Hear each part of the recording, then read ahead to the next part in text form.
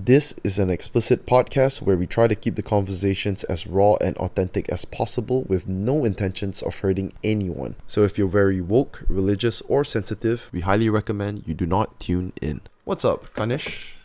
I'm good. Thanks for having me. Oh, no. Thank you for coming. So, something that I was thinking about, right, and I've mentioned this before, but is it true that, so you know what a wild boar is, right? Yes. So, what I heard is, if you put a pig in captive and you let them run loose, you let them live in the wild, right, for months, they turn into a wild boar. Not exactly. Not exactly. Not exactly. They will turn into feral pigs Okay. because it depends on where you have the wild boar first and then what kind of pigs you're keeping as pets or for the meat industry. It really depends. So when you say it turns into a feral pig, it's going to have like fur. It's going to grow fur. Yes. Tusk as well. Depends on the species. Depends on the type, sorry. Okay. Depends on the type, yeah. But some will. Because you have two types of wild boar here Okay. in Malaysia, two species. Yeah. What? One is Sus scrofa and one is Sus barbatus. And I'm pretty sure they're not going to turn into the bearded pigs. But are they capable of growing tusk? Pigs have tusks. Pigs have tusk? Yeah, they lose it when you domesticate them. Okay, so any piglet that is born from a mother pig, it already has tusk. It's going to grow eventually, its tusk. Well, no. So when you domesticate them, they don't need to use the tusk, so they don't develop it. Right? There's no need for them to grow the tusks. So let's say a normal pig that is born domestic, his kid, the young, will also be without tusk. But if the young is put in the wild, yeah, it may take some time to develop, and you have to remember that when they start breeding with the wild boars, okay, right? yeah, Then the genes will get transferred. So then they'll start developing more wild attributes. It's just like dogs. You know all those kampong dogs you see? Stray dogs, yeah, paria dogs, But not the ones in the city, the ones in the kampong. yeah. Like if you go to Sabah and to the mountain and all that. Yeah, and what about them? Tyrian Sarawak. All of them look the same, right? They're small. They look brown. Is there a reason for that? Yeah, they're going back to the original, Okay. which is the dingo. Oh, okay. So when you breed dogs, you know why there's so many breeds of dogs, right? I don't know. It's because people breed for a specific type. Yeah. And then they keep breeding until that they get what they want. That's why you have so many different types of dogs. And for them to get a specific type, they have to kind of structure the environment is going to be brought up in. No. How does that work? How do they? So let's say you breed for the difference between a Chihuahua. Cheers, bro. Cheers. The difference between a Chihuahua and a German Shepherd. Genetically, they're very similar, if not 100%. But physically Very different. It's whole. We're just like you and me. Most humans, Yeah. DNA 100%. Okay. Same, Yeah. right? Yeah. Yep. Do we look the same? You don't even look the same with your parents or your brother, right? Same thing. Sometimes you do look a Sometimes. little similar. Yes, sometimes. Yeah. So when you breed for a specific physical representation, Mm-hmm. that's what happens. And then you just keep breeding to get that. So if you want, let's say, a white big dog, if you get a white puppy, you won't then breed that white puppy with a black puppy. Yeah. You want the white fur, you got to breed again and again for that. If you want another distinct characteristic, that's what you're going to breed for. So you're going to match to breed to get what you want. So let's say those street dogs are dingoes, okay, paria dogs. Dingoes are purebred. Yeah, dingoes. Did you say dingoes just now? Yeah, dingoes are purebred. They are so purebred. dingoes are the original dogs, right? Yeah. Yeah. Okay, so let's say a paria dog in the streets, right? Are you saying that there's a way where they can breed paria dogs with each other to get a specific different type of breed of dog? No, because that's not breeding for a specific reason. You get different types of dogs, and if you just mingle them together, completely random, you're going to get, after maybe 5, 6, 7 generations, you're going to get what looks like a dingo. The skin, the coat, it's going to be that kind of color. Do you have any idea why the color is that way? Like brownish. Oh, why? Yeah, is it originally it must have helped them catch prey. it's like basically being able to blend in with the I mean, why do tigers have stripes? It's because the prey probably doesn't see it. Okay.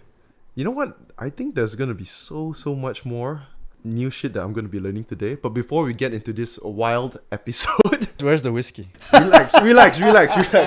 Okay, before we carry on with the show, I appreciate all your support so far. Hit the subscribe button, leave a comment once you've finished watching, or maybe if you watch halfway, share the shit with your friends and enjoy the episode. So yeah, okay, Kennesh, maybe you wanna just tell the audience a little bit about your conservationist experience. Okay, I guess I started working full time in Sabah in 2005. Yeah. And before that, I was in Kinabatangan, Sabah for 2 years, going in and out with this NGO. I'm working with orangutans and elephants just to see if I would like it or adjust to the life. And I did. How long did you spend working with the orangutans and elephants? In total, 12 years. That's a long time. Not that long. That's really. very long. Very long I mean, time. don't Messi and Ronaldo have longer careers in football? Oh yeah, that's true. They do stay with Ronaldo moved around. Messi stayed with this club till the end. Is it right till the end? Right? No, he moved to PSG. Did he? Oh shit! Stop watching football. You're not a football fan. 10 years ago, I stopped. Do orangutans and elephants get along? No, They they don't. At our research site, anyways, every time the elephants come into the area, we can't find the orangutans, and we send probably up to 10 people. So in groups of 2, so that's five teams, and they go searching for orangutans, and usually it takes 1 or 2 days for one out of these 5 teams to find an orangutan. Let's backtrack a bit, man, because I'm lost, dude. Okay, so when you say 12 years you were with one NGO, Yes. care to share the name of the NGO? Hutan. Hutana. So do they only specifically work with these 2 animals? No, they do a lot more. Proboscis monkeys, I'm sure you've heard of them. The ones with the ones with a long bulbous nose. it just looks really weird. Yeah. They do a lot of conservation work. They work with hornbills and other zoos, and partners help them with that. I've got something to ask, man. You have pretty amazing photos in your Instagram page. Like, they're just beautiful stuff. Do you take all of the photos yourself? Yes, I do. Okay. And that's even more amazing. It's not so hard now. I used to take it with film, which was a lot harder. Okay, for example, I saw a picture you had of a flying hornbill. Mm-hmm. I went and Googled, because I know that animal is extremely close to extinction. There's only 10 in Malaysia. There's 10 species. Oh, okay. Yes. That makes a lot of sense. So that was literally a wild... So Harish's going to pull it up. Yes. So literally that's a wild hornbill. And okay, how are you able to capture it? You must have been using a pretty good camera, right? Yeah. So you can't do that with your phone. No. No, not from the phone. Okay. Yeah, it's luck. It's spending a lot of time. We don't know, but you probably camped there for the whole day to get a hornbill picture. Oh, a whole day? No, I think me and my buddies spent 9 days up on that tower. Serious. Yeah. So, but you probably saw many hornbills, and then only you managed to capture one. Heard a lot more. Yeah, this was the only one that came even remotely close. It's hard for people to appreciate this picture right here, but the fact that you spent 8 days. Yeah, it's not hard. It's very nice. Yeah. To me, anyways. It's very interesting to me as well. When you were growing up, right, were you someone that was always like passionate about animals? Yeah, I think so. Yeah. Where do you think that stemmed from? I'd say encyclopedias that I had. similar to the ones over there. Yeah, I would Yeah, read some of those yeah. when I was growing up. Yeah. Did your Uh, parents get you those encyclopedias or? No, he bought it himself as a child. I ordered it online, had it shipped. yeah. He worked the 9 to 5. No, I was quite young. I was, I think, 6. You 6, okay. 6, 7. I think I had read through most of the encyclopedias already. Mm. Right, okay. And did your parents did they catch your interest in that, or did they try to get you more books after that? No, I think being Asian parents. No, my mom didn't mind at all, right? I think my dad was more at the beginning. It was like study business or computer science at that time. And So you did a university degree in business school? no, it was all science. A particular type? Well, I wanted to focus on zoology, Yeah. but then I already have that interest. Uh-huh. Right, so then I branched off into physics and genetics. I did my first degree in biochemistry. Okay. So, yeah, it grew, but I love science. I find it interesting. Did you ever spend time working in a different industry? I think you mentioned you have, right? Yes. We started a ecotourism initiative in 2003. The NGO did. Yeah. With a few 2003, locals. did you say? Yes, 2003. Okay. And I took that over in 2011 with no training about how to run a tour company. But I had the technical knowledge of how to deal with orangutans, how to deal with... Where's this base? This was based in Kinabatangan, in Sabah. Okay. But not anymore. It's not running anymore. Okay. So I also operated a bar, a cafe, owned a hostel, had a consultancy. in Kota Kinabalu? Yes. Okay. All in Were you all born? in Sabah. Were you No, I was born here. I was born 10 minutes away. Okay. You moved there just because you could get closer to the wildlife work. Well, when I moved back from the US in 2001, I didn't know what I really wanted to This was to right do. after your university studies. Yes. A few years after. I worked there for a few years. A few years after, I didn't know what to do. I came back. I traveled on and off for a couple of years. Yeah. Figuring things out. Well, no. I got into some photography and writing work for magazines. So they paid me to go on holidays, which I thought was quite amazing. Yeah, of course. Yeah, so I took that. And then I sent my resumes out to a couple of NGOs, and this one reached out to me. And so Hutan, right? Yeah, Hutan. Yes. So I went there in 2003. Uh-huh. So Hutan, they've been around for a long time. If I'm not mistaken, they began their field work in 1998. Could you give me an example? Because when people say doing wildlife conservation work, right, don't really have a Yeah, clue, so let me ask you guys what you think that is before I give my answer. What do you think wildlife conservationists do? You can go first, Harish. I believe it's just keeping track of all these animals and analyzing their habitat and see what's affecting them in every aspect in terms of their diet, their survival, or their homes, and keeping them in a controlled state, protective state. I'm not sure if I'm even close to. No, this is what you think. Yeah. So I would like to hear that, because a lot of people do ask me, "What do you do? Yeah. Do you do this? Do you do hear that?" it every day, pretty much, right? Yeah, because what I do or what I did isn't so common. So what do you think? Okay, conservation. I just immediately associate it with like those. What do you call that? Is it not like those national parks? Is it where that's also part of what the national park is, right? They try to conserve the animals living inside. I think of another thing that comes to mind is, how do you guys even keep track of the animals? Do you all literally put a tracker on? Because you can Google the number of animals up, but how do you guys get a hold of those numbers? And So hearing the answers is quite wide ranging, right? You have a general no clue. idea perhaps, but what it entails, you don't know. So how do I say this? You tell me. Animals in the wild don't need our help or interjection. If they live in a habitat that is protected or that doesn't have too many human-induced pressures, Yeah, they're completely fine, got you. right? Yeah, As long as they have enough to eat, they have evolved to live in that ecosystem or habitat. They should be fine unless you have like drought or floods or Natural disasters. or natural disasters.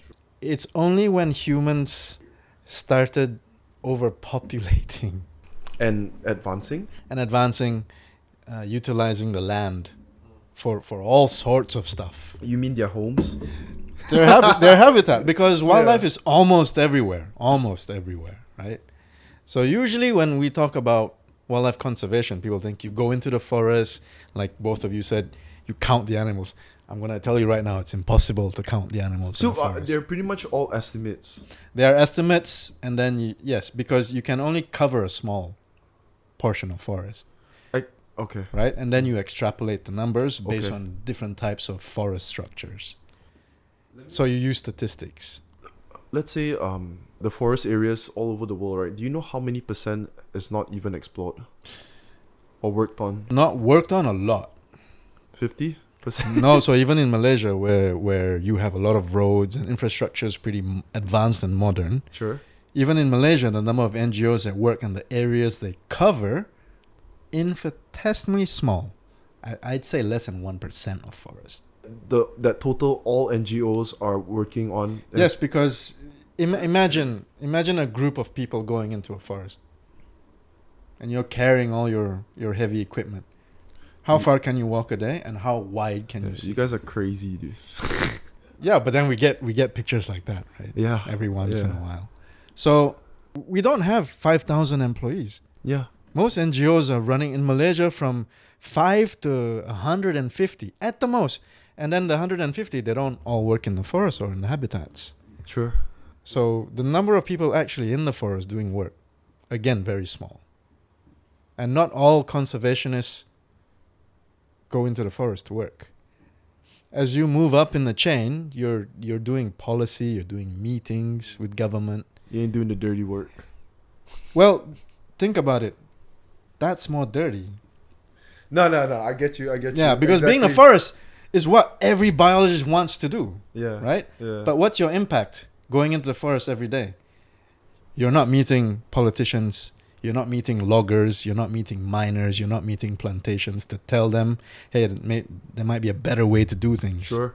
So if you don't do that, and if you only go into the forest, your total net effect is quite small. Yeah. Someone has to get more exposure, right? Reach out.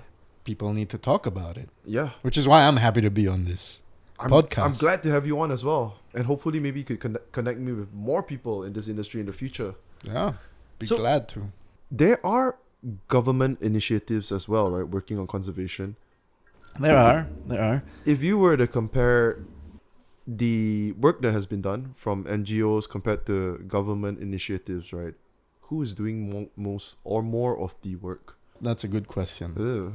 It is a good question. Yes. I don't know if I have enough time on this podcast to answer. Say whatever.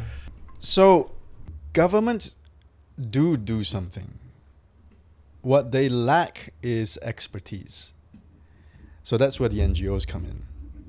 The NGOs have more technically proficient people. Experience. Yes, I suppose you could also put that in. Mm. It's because NGOs are formed to do a specific thing, right?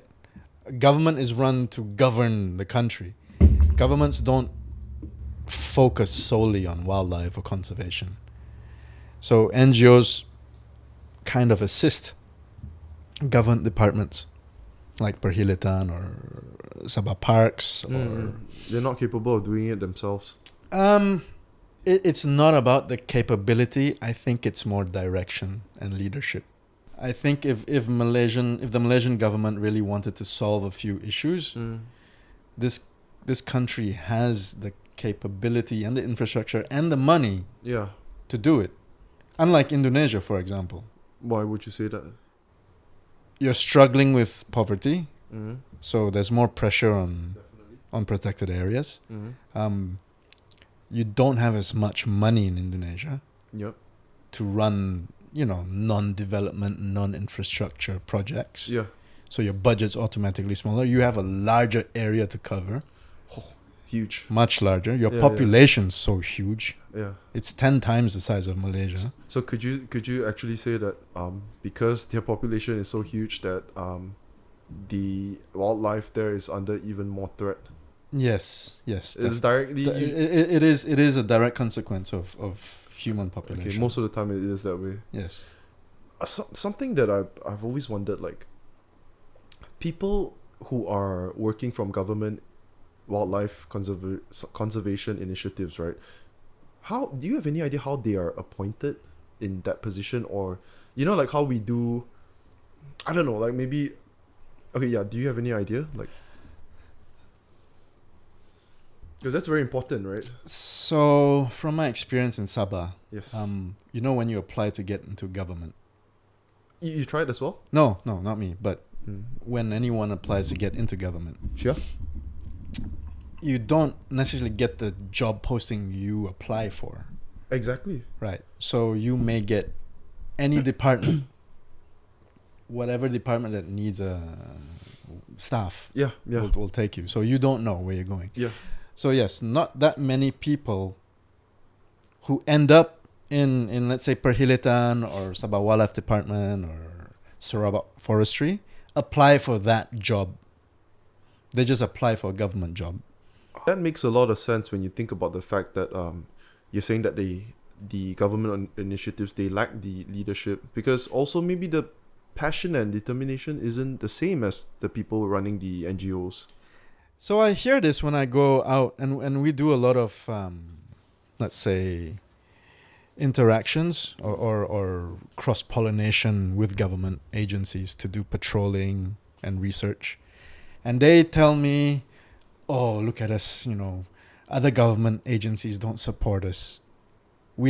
So wildlife departments don't have a lot of clout within a forest reserve, because the forest reserve is governed under the forestry department. Sorry, what? So a forest reserve Yeah. is not under wildlife department. It's under the forestry department. Okay. But It's separated. that's Yeah. where all the wildlife is. Yeah. It's in the in forest. Yeah. But wildlife department doesn't have the mandate to govern forest reserves. It's forestry department. So if a forestry department officer or a district officer gets an application to log the area, they are not thinking about the wildlife, because their mandate is to make money for the state. Right? Yeah. So you have those kind of structural challenges already in the country. So unless we keep talking about it, unless we keep having more and more meetings, which honestly, who likes having more and more meetings? No one does. Definitely not the people in the government already. Well, yeah, but it's just having more and more meetings. I think what's lacking is a proper structure that decides from government where the line is. Right now, we don't have a line. Tigers, we probably have less than 100 in the country. And it used to be... And it's going down. So every day, the trend is going down. It's not going up. It's been doing that for 70 years, 80 years. Yeah. I read somewhere in 1950s it was up to 3,000. Right? That's also an estimate. Yeah. But yes, so you can see that. So it's just going down. Orangutans, same trend. Population going down. There's a estimate of 100,000 in Malaysia. No, 100,000 being killed. Not in Malaysia. Just orangutans over the last 20 years. Okay, so Google is probably totally wrong. No, there's definitely not 100,000 in Malaysia. Try and Google it. So in Malaysia, when we did the study, and everyone got together, back when it was released, the population was probably 13,000. And this was probably... When was this? 2007. Yeah, no way it's going to get any higher than that. No, because orangutans are notoriously slow breeders. Okay. They're one of the slowest breeding mammals in the world. Okay. how long would it take?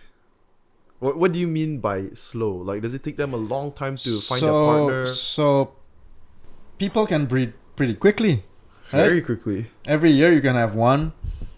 Yeah. Or Right? if you're a guy, you can have 10 in a year. Well, there you go. There you Yeah. go.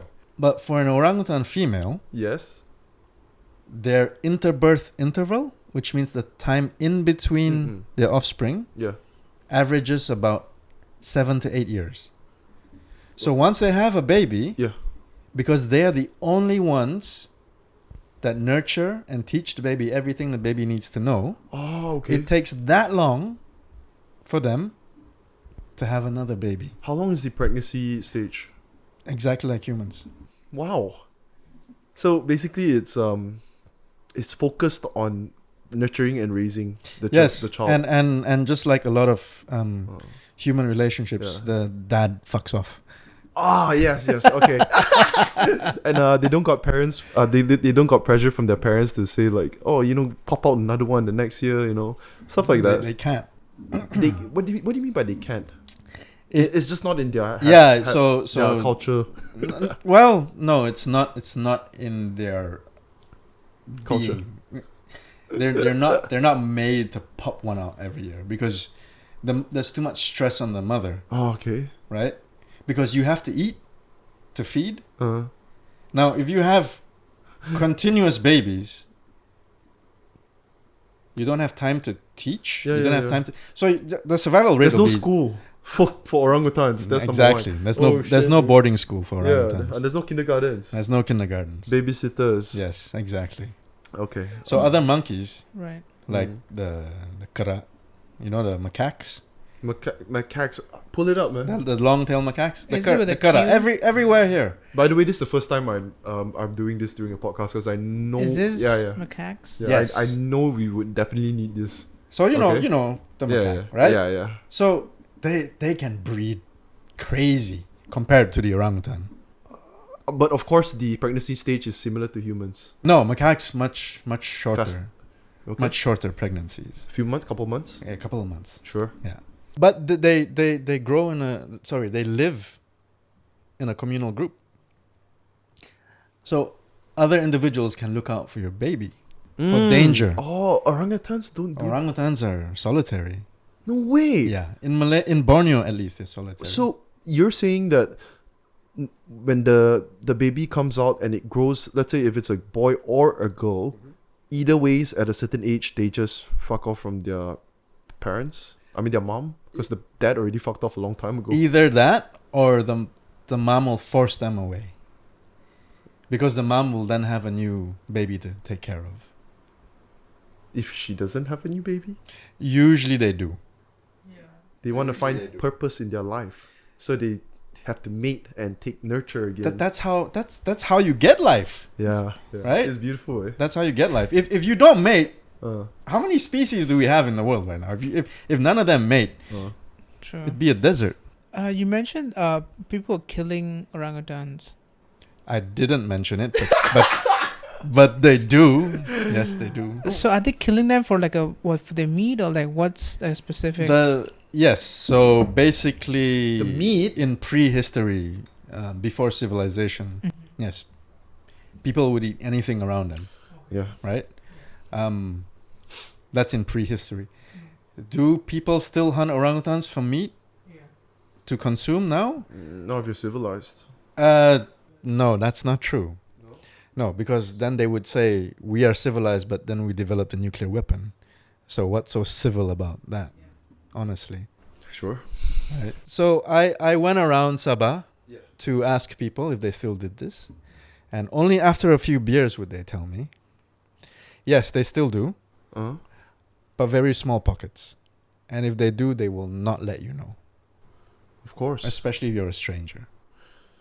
Do you think that these people, have you spoken to someone who directly just eats it himself? Like, I want to know whether they eat it as maybe it's like something like a celebratory moment. So what they relayed to me was when you would break a bone, if you fell down and you broke a bone, if you live near where orangutans live, you would hunt the orangutan and consume that same bone.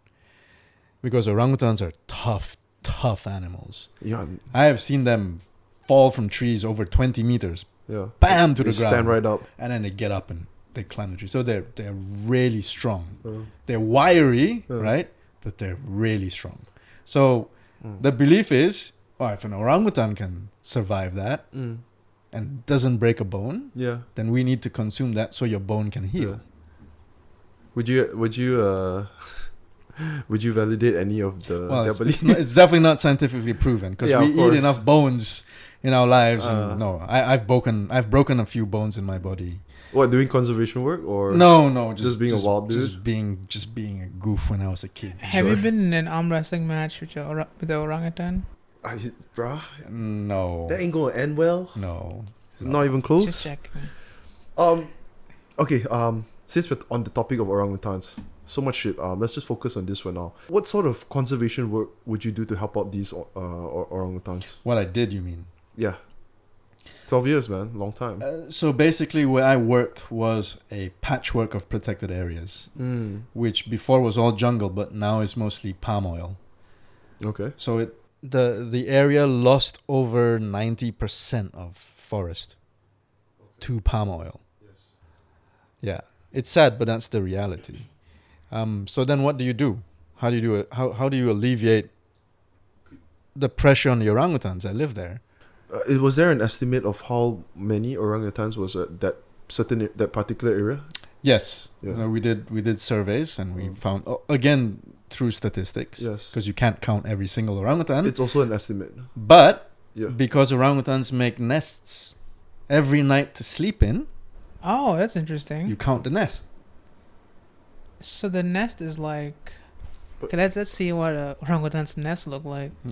Yo, I don't know any. Okay, that is amazing, dude. So you count the nest. So you do a ground transact. You go into the forest and you count the nest, and then you do a helicopter transact. What is the how big? What's the radius of these? Oh, quite area big. you're working The on? males will probably build a. No, not the nest. I mean the Oh. area that you were working on, or you guys jumped to different areas and areas. Well, the core area was only a couple of thousand hectares. What is it, hectares to acres? Like A hectare is one football field. 100 meters. Yeah, 100 meters by 100 meters. Did you just say a couple of thousand A hectares? couple of thousand, yeah. That's huge. It's huge, but you cover it over time. Yeah. Yeah. It's still a huge area. So yeah, what was the estimate of orangutans? In that area, about 1,000 in the lower Kinabatangan. That's Which- not many. Eh? It's not many, but the densities are one of the highest in the world. Okay, for that Because they area got itself. pushed in, right? They lost the forest, Yeah. so they had to find the last pockets of Yeah. remaining forest that they Yeah. had. Yeah. So that's why the numbers were quite high. Yeah. And that's where the study was initiated. But how long after they turned it into a palm oil estate were you guys assigned to work over there? I wasn't assigned, so the NGO was created in '96 by a Okay. French couple. Yep. And then in '98 they began the work there. Yep. And they're still there. I think so Isabel, it was a passion project of hers Mhm. to work with orangutans. Yep. So it's not really a calling. The government didn't really assign anybody. Okay. You would go meet Yeah. with the government Yeah. and say, hey, this is my proposal. Would you give me permission to do this sort of research and conservation? Did you have any idea how those conversations went in the early initiating stages of working together? I wasn't there. Yeah. I only came in 5 years later. Uh-huh. But it started, Mm. so I Okay. guess not that hard, right? Yeah, that's good to hear. Yeah. So I'm not saying the government doesn't do their work properly, but they lack capacity. And they lack money. And they lack, Do they like money? for conservation, yes. Yeah. I mean, they don't like money, but they like money allocated into that area. Exactly.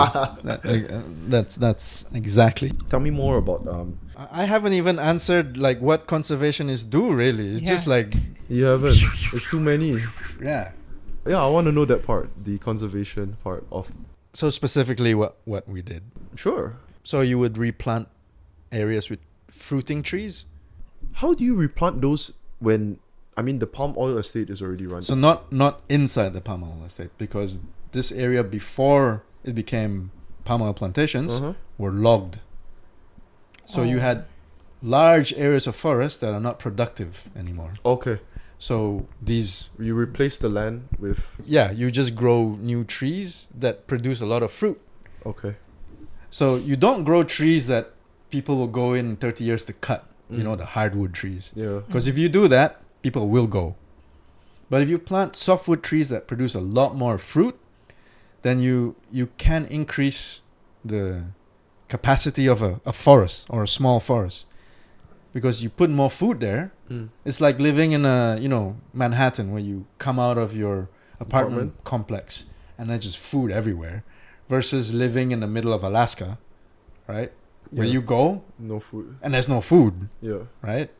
So that's the idea, right? To just increase the food production. Another way is to build orangutan bridges, which is what Hutan did, Bridges. What is across small rivers, because they Okay. cannot swim at all? at all. Not even for a They second. they swim like rocks, Oh. basically. Okay, they just cannot. Yeah, no, Okay. they're dense. Do you have classes for? Sorry, sorry. Is that classes? Is that classes? Ask the government to work on that. So No. they build bridges, Mhm. rope bridges, Oh, road bridge. Okay. and Makes then we sense. just cross them. Rope bridges. Yeah. Yeah. Okay. Rope bridges above rivers. Like, why not do normal bridges? It's more instinctive Yeah. for an orangutan to Okay. do that. Also because these waterways, these rivers are used by local Mm. and used by tourists. So if you just put bridges, then the boats can't Okay. go yeah. across. Yeah, right? got you. Like, do most apes, are they not able to swim as well? Yeah, I don't think any apes can swim. Okay. You see videos of gorillas and chimpanzees in water, Yeah. but that's because they're mimicking the people. And also, it's a shallow water. And, it's pretty shallow. That's why along in all the zoos Mm. you have moats, because they won't go in there. What's moats? Moats, It's a body of water around. a castle. Oh, basically. like those zoo, like where they keep Yes, them. Okay. yes. Oh, okay. So they, yeah. Okay, got you.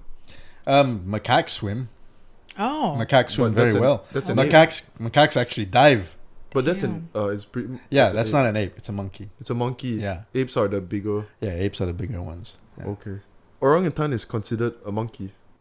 No, it's a great ape. It's a great ape. Yes.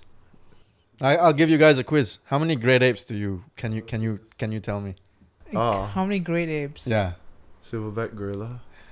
So silverback's a type of gorilla. It's just the alpha male.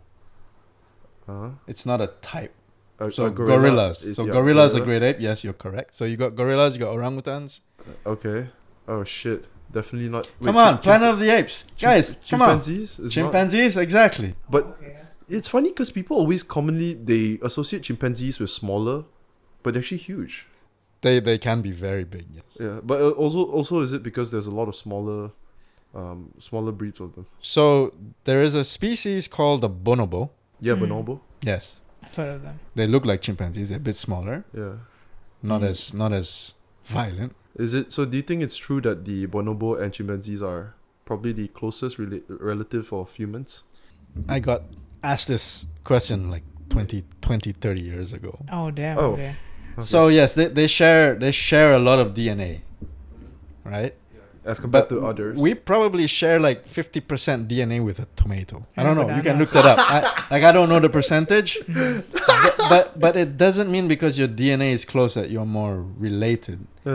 Because we came from a distinct branch, like primates. All monkeys, apes, humans are classified under primates. So because of that, we share a lot of common ancestry. So basically what DNA tells you is how to breathe, how your heart's supposed to work, right? It's wiring, it's information. It doesn't mean because you share 96 or 97% that you're super close. Like an orangutan and a chimpanzee cannot breed and produce offspring, even if their DNA is very close. You say that they cannot, as in, it would not produce a healthy offspring, or they just don't. I hope no one has tried this in zoos, honestly, because it's quite unethical.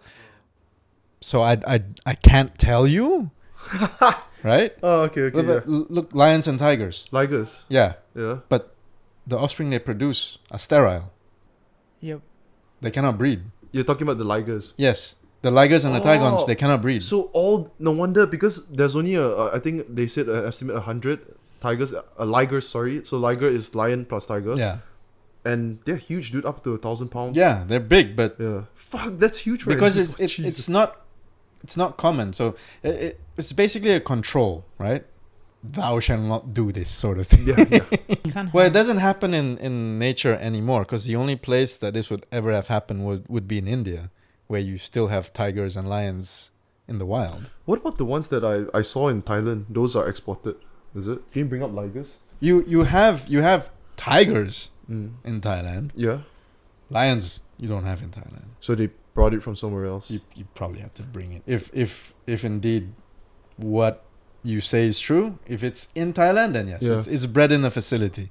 Dude, look at that one over there. Yeah. No, that one. Yeah, with the girl. Holy shit. I mean, the girl could be really short. Short, right? You know? But look at his tummy. Seeing Yeah, these- so imagine if you're that big, yeah. Holy sh. okay? I can guarantee you're not catching much prey. Because You can't move fast. Yeah. Think about it. Look, okay. if that picture is really true. Yep. Oh. I mean, I could see that thing coming from 5 miles away. Yeah. Never mind a mile away. Uh-huh.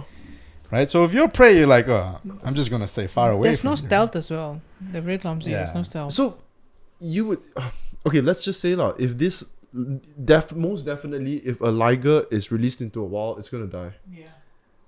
I don't know. Uh Right? yeah. It could be some stupid dogs that are in the area that it could just eat. Yeah, yeah. How are you gonna catch them though? Dogs. Oh, you see tigers and leopards in India go after dogs a lot. You think he could catch a dog, or like is fast enough from a dog to catch a dog? When the dog's sleeping, that's when leopards go and hunt dogs. Okay, leopards is much smaller though. Yeah. Going back to your question, you said you were asking we were like chimpanzees and us are very close. Yeah. Like we're close, but Then I mean we're classified primates, but they have non-human primates, which are everything else, and then we are.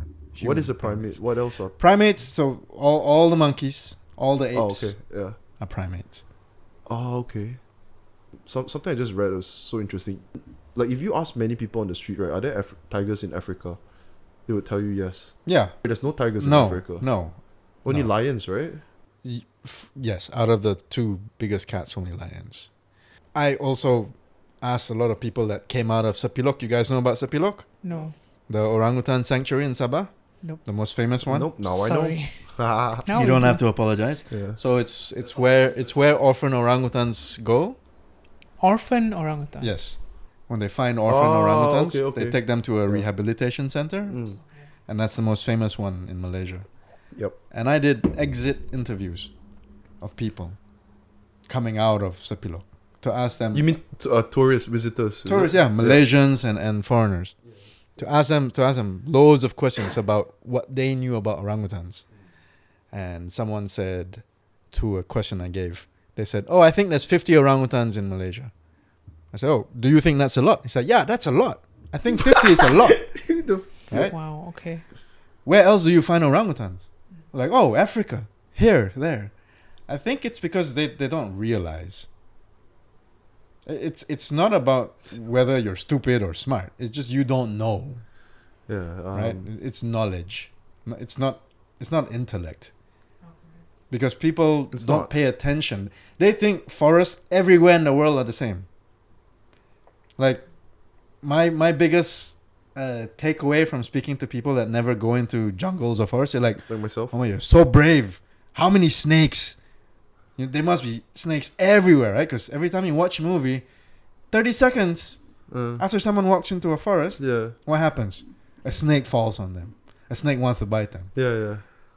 I wish I was that lucky with my camera. I'd be a happy man. Okay. It is not easy to find snakes. So during these exit interviews, when you interview them, like, do you educate them after that, or?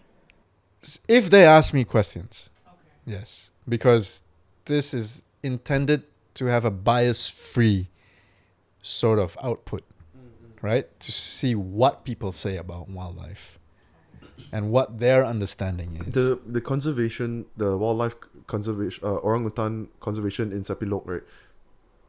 Would they, in the end, release the orangutans back in the wild? Or that's not possible. Yeah, for orangutans, right now it's not possible.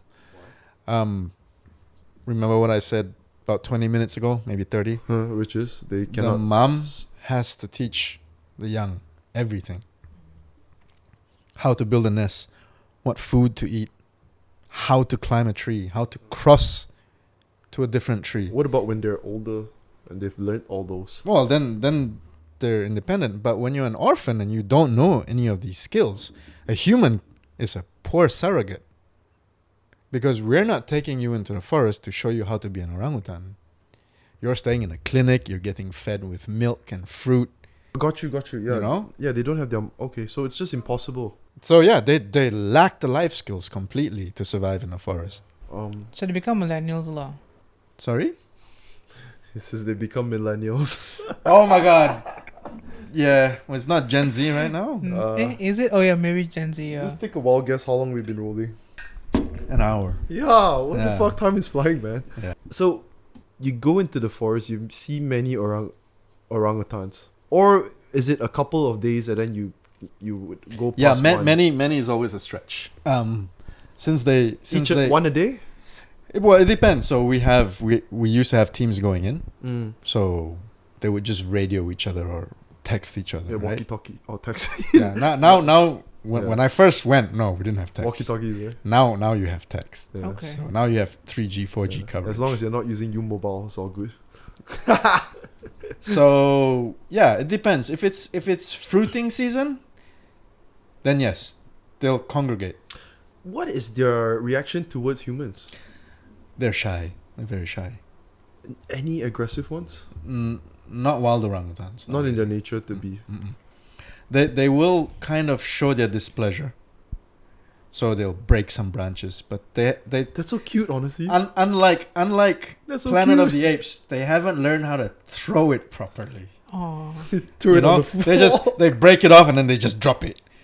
So all you gotta do is like take 2 steps back, like okay, don't get hit by that thing. But, okay, do you have a fear of them charging at you? You know, do they stand? Yes, on 2 feet? they not 2 feet. They go on all fours. They're faster that way. So with technology, you know, we have now a lot more footage of orangutans moving on the ground from camera traps. Because when we are there, they like the safety of the trees. But when we leave and we put camera traps, then they come to the ground and they cross. And a lot more than we used to think. Okay. Do they ever stand on 2 feet? Only in zoos and in places that they shouldn't be. Why? It's probably not. So how It's like a trick how move. they're built for Yeah. locomotion? It's not like humans. No, I mean, how come in the zoos only they would stand on 2 feet? They mimic. Oh, okay. Yeah. It's really cute. Yeah. Oh. How do you communicate with them? Do you have like a special sign language or like? So you can teach them sign language. Yeah. Okay. Have you spent time with a particular orangutan from its birth till it's 7, 8, 10 years old, with the mom around, or maybe an orphan only? So I didn't do that on a daily basis. Okay. But there are people who Doing do that that, on a right? daily basis. That's amazing, dude. It's amazing. The stories they come back with. It's a different bond that you're actually, you're... Yes. Yeah. So here's the thing. It is like watching a human mother take care of a baby. So when you observe them, that's what you get, and yet people still kill them. So you understand. It's quite visceral. If you kill a chicken, right? It's a chicken, right? Even if you don't eat it, you smash it under your tire. You're like, fuck, shit, it's a chicken. Yeah. But when you see an orangutan, and when you see the love and care, and then people still kill it, not for food or anything, but to protect palm oil crop. Yeah. It burns me. It really burns me, right? And some of these guys get paid 50 ringgit, 10 ringgit to kill. Sad. from plantation managers. So you're saying that they kill them before they clear the area out? No, after they plant the orangutans, because you leave them with no more food, Yeah. they have to come and eat, and they will take the palm oil shoots, and so you shoot them. Can I ask, like, what is the, let's say, right, their home, and this particular area, 90% has been demolished and just used to make an estate. What is the survival rate for, let's say, if there's 100 of them? It's too theoretical, that question. We don't have to deal in the theory because it actually happens. It's actually happening. So, like I said, you plant more fruit trees. Yeah. Because orangutans, they don't really like each other so much, the males especially, because they compete for food and for females. So you would have your own home range, right? So this 1 kilometer or 2 kilometers, this is mine. Okay. Other males You don't see them will tend to stay away. They will, of course, encroach. Because if you're on the far end of your territory and your female is there and another male is there, of course they'll, maybe they go dating or something. You don't know that. For a while. Yeah. Right. But what their survival rate is, unless you follow each and every single orangutan, you wouldn't know. And that will cost way too much money. Yeah. You say that they don't ever stay together, but what if, so literally right after the male mates with the female, he doesn't even stay for a bit, he just fucks off? The big males, yeah. The small males? The small males have a different strategy. You mean they're beta? I don't like this alpha, beta, sigma thing that's going on right now in the manosphere. Is that what they call it? I don't know. Yes, you know. No, I don't know. Yeah, yes, you know. But yeah, how come for these smaller... It's a different strategy. What is their strategy? So some of the people that follow orangutans for long periods of time, they share their stories. Sure. And they say sometimes you have courting. You actually have courting where the male will feed. Oh, really? Hold hands. Oh, really? Yeah, spend a night or 2 nights in a nest. Oh, really? Okay. Yeah, so it's quite cool. The big male, he doesn't care. Right? Yeah, I got you. It's called force mating. Oh, shit. Yeah. It's basically against your will sometimes. Okay, right? yeah. And the male, well, that's procreation for them. Do you think forced mating is majority of the matings happening? Yeah, again, you'd have to... You wouldn't know. You would have to know every single one and then do your calculations. Yeah, I got you. It's hard to say, but it happens. It's a common stance. It happens a lot.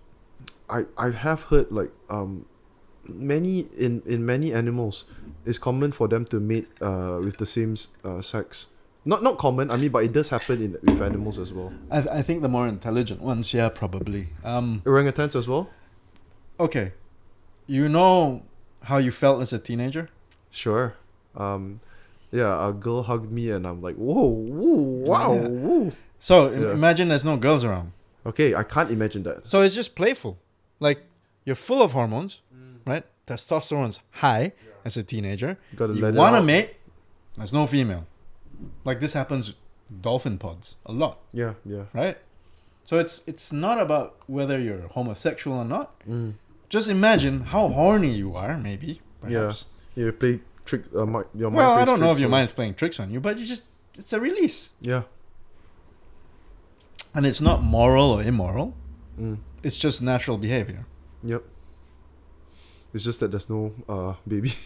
Yeah. Yeah. You don't have any offspring. So no offspring means no alimony.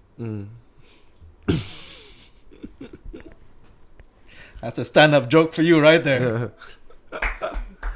Do you think if you could, you would want to have an orangutan as a pet? No, of course not. Yeah, I mean, I spent enough time at Sepilok. Of course, working there, then they would allow me back into the quarantine areas to see the small babies, the cutest things in the world.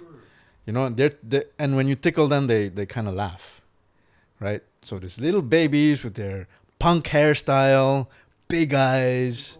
Yeah, they're beautiful. Absolutely beautiful. Would I want? Yeah. But it's not ethical. Maybe for a while. No, I'm good with that. I'm good Okay, with just going to see them. And Oh my god. So the thing is, I still enjoy it more to see animals in their natural of course. behaviors, right? Mm. Where we're not interrupting. Yeah. I went to the Zoo Negara. I haven't been there in more than a decade, right? Maybe when I was half my age. I went to the Zoo Negara recently because I thought, just do something I haven't done in a long time with a couple of buddies. It was very depressing. Yeah. I didn't think that way though when I was younger. You think it was depressing for you? Yeah, imagine the animals.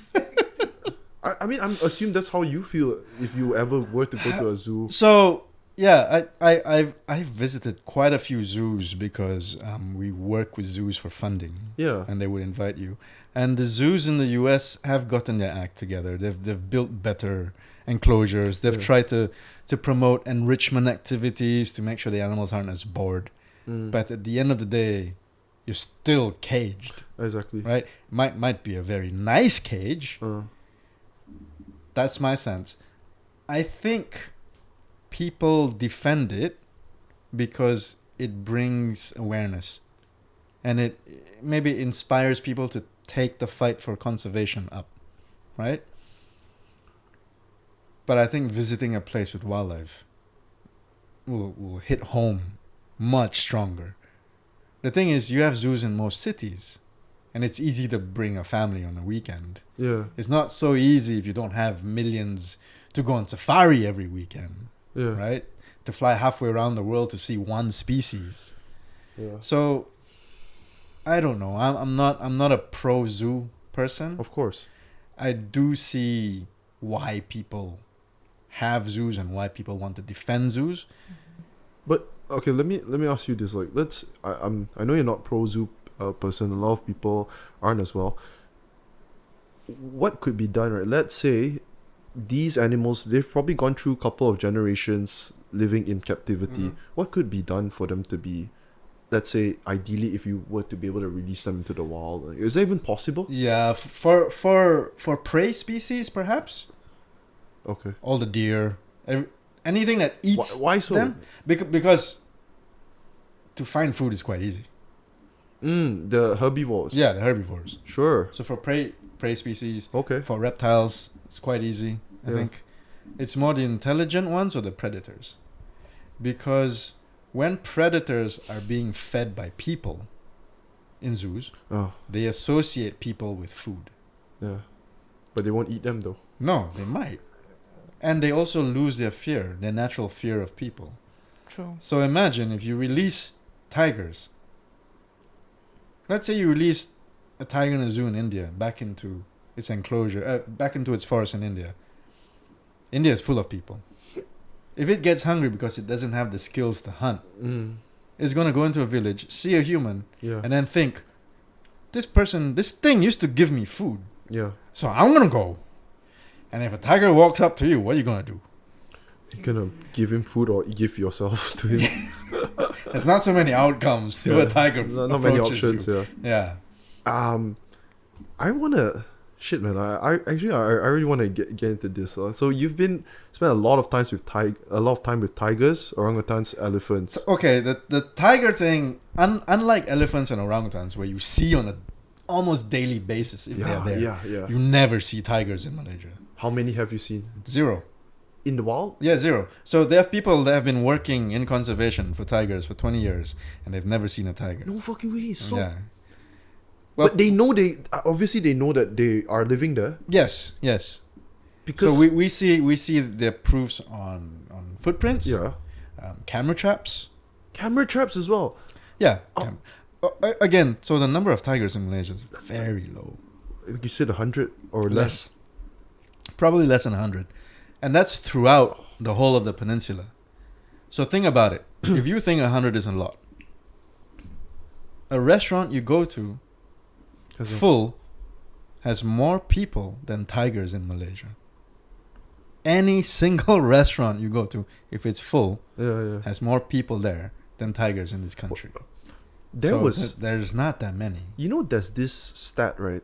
I might get this wrong. So there are more big cats in captivity in Texas alone than there are all over the world. Is that I think they were talking about tigers specifically, if I'm not mistaken. Yeah. Tigers. Sorry. So it's probably. Do you think that's true? I mean, okay. So tigers, unlike orangutans, tigers breed like cats. Yeah. So if you give them enough food and you make sure their offspring are healthy, you can have a lot of tigers very quickly. Okay, that comes to my next question. How does their how does their breeding like cycle work? Because you would think that, you know, because at one time they would give birth to multiple, right? Mm-hmm. How does their breeding cycle work in a way where the tigers are actually not growing in numbers right now? So they're being hunted. Oh, this is okay. That's the main reason. And they have a lack of prey because Malaysians still go hunting for deer and wild boar. Oh. Okay. So when you take away food, what are you going to eat? Then you die. And then when you're being hunted, you don't have a very strong chance of surviving. It's tougher to be a tiger than an Indian in Malaysia, dude. Yeah, duh. Another joke for you, huh? Yeah. Then again, like you said, there are people working in the tiger conservation areas for... Well, the goal is not to see a tiger. The goal is not to see the species you're protecting. Yeah, you're not doing anything. The goal is to make sure the species survives. Okay. So, again, the point is not to go and see them.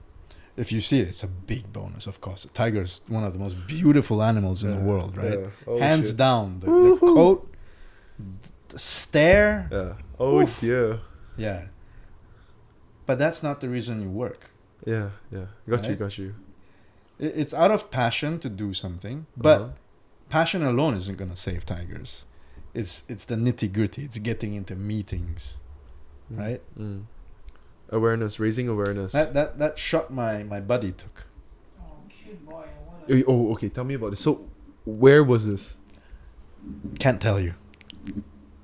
Are you serious? Yes. That's a cute tiger. In your backyard? Yeah, sure. Yeah, that's weed, so yeah, could be someone's sure. Did you watch Tiger King by any chance? No, I did not.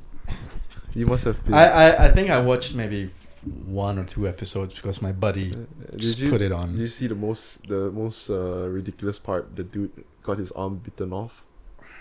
I don't remember. He got his arm bitten off by one of the tigers, and hats off to him, right? He was in the hospital. This was just the day after, and he mentioned during an interview, he was saying like, you know what, I just can't wait to get right back into working with the tigers. And I thought, these people, they have a different passion, you know. But it probably also pays them a lot more than it pays a biologist, though. You want to know how much they were getting paid, man? How much was it? So this is in one of those really small towns in, I think southern parts of America. So one of the really small towns, and of course people there are just not very rich or what. I think they were getting paid 50 ringgit a week, $50 a week. Oh, really? Yeah, like, dude, that's not... I need the drugs he's taking. They were definitely on meth, right? No, this is what... $50 ain't gonna buy you that much meth in the US. No, the guy paying them was supplying the zoo owner. Yeah, his name is, what's his name? Exotic Joe, okay? He's become quite a figure right now, right? So yeah, he loves big cats, and then he runs a... It's funny how you love big cats and you run a zoo. Well, okay, so that's the thing. Let me make a distinction here. Sure. People always say, oh, you work with wildlife, so you should love pets. I'm like, not necessarily. Of course. I like wildlife because they're in wild areas, right? People who love lions, tigers, and then work with them on a daily basis in a zoo love that individual animal. I don't think these guys care much about the conservation of wild animals halfway around the world from them. So there's a distinction to be made. Yeah. It doesn't mean they're bad. It's just the love is a very Yeah. It's a very specific yeah. Yeah. type of love. I told you that I love animals. Now thinking about it, it's so embarrassing to say that. Well, no, because In your presence. people are always surprised because I'm not pro pets either, Yeah. because all your pets eat a lot of food. Where does this food come from? It comes from killing more animals. Even Yeah. dogs. Dogs, cats, like Okay. cat food in tins. Yeah. It's all the fish around the world that humans don't eat. True. And let's say, and the bycatch Yeah. from catching that, dolphins die, right? Sharks die, whales die, and they get caught in the nets. And it goes to feed your pet, and then you say, I'm an animal lover. And I go, Another interesting topic that we can just go right into. I mean, people don't realize these things. I Yeah. don't think knowingly they would love that animals down the line are being killed. Right? I think they know that, right? As with I the don't amount know. of information that is today. I don't know if they're looking at the cat. When they open that, Of that course, not can at the of moment. cat food, they're not thinking about They're not. what went into that can. Yeah. They're thinking about making their pet happy. Okay. Yeah. Right. So Yeah, pet lovers, not animal lovers. Well, maybe. so, what's your take on being a vegan? I think it's wonderful. I don't understand why vegan food costs more expensive than meat. You don't understand. No. If you want to make change for the world, look, I'm all for people being vegetarian and vegan. Yeah. I'm all for it. You're not though, right? No, I'm not. Okay. I'm all for it. Yeah. I wouldn't mind changing if they made vegan food Cheaper. cheaper. I'm like, why am I paying more for this than something else? It's a small gripe. I still think it's good because we hit what 9 billion people recently. Huh? You want to pull that up? We're using up too much resources. So I don't see anything wrong. Maybe you don't have to go 100% Vegan. vegan. So it's 8 billion. Yeah. Okay. Exceed 8 billion. Okay, so we hit 8 billion. Yeah, we're over 8 billion. Yeah. So think about that. People don't realize. It's like 8 billion around the world. Oh, maybe that's not too many people. Every day for yourself, how much do you buy? How much do you use? Everything, not just in terms of food. How much petrol, how much the electricity. carbon footprint. Multiply that by 8 billion. And then think about what happens in wild areas or pristine areas. All that pressure, all that trash going into the rivers, all that coal we're burning up. Yeah, it's got to go somewhere. I mean, think about it. And then people still say, I don't believe in climate change. I don't believe in global warming. I don't educate me. understand this. Okay. But before that, let's talk about talk a bit more about the veganism thing. Yeah. So also, okay, just quick question. Were you this buff when you were working in the jungles? No. Then it made sense. No. So you didn't lift weights. Of course you couldn't, right? Yeah, you can't. And you don't want to be big when you're carrying heavy. No. So you only gained the size, like the muscle mass when you came back here? No. I've always been going to gyms for a long time. But usually it's like I'm going for 3-4 months and then I stop for a year. Well, you. And then I get fat. Do the stupid cycle. Oh, okay. Do you lose weight when you're out there? Yeah, for sure. Yeah. Yes, definitely. Naturally, it's just. Well, your choice of food, you can't go and like, I want a McDonald's or something. Oh shit. That'd be nice. And though. it's hot, so you don't eat so much. You tend to drink a lot more, and then every day you're walking miles and miles and miles. And I carry all my camera gear, so Oh fuck. that with my food, my equipment, That's a motherfucker. my gear, it's like sometimes 50-60 kilos. Oh, dude, that's insane. So man. it's not. There's no need for any excess exercise, No, man. not when you're walking 8 hours a day with that. Can I ask you this? So, a common argument for vegans is they don't support factory farming. They do not want to kill animals. You are someone who is so in sync with nature. You can tell you're very passionate, but you eat meat all the time, I assume.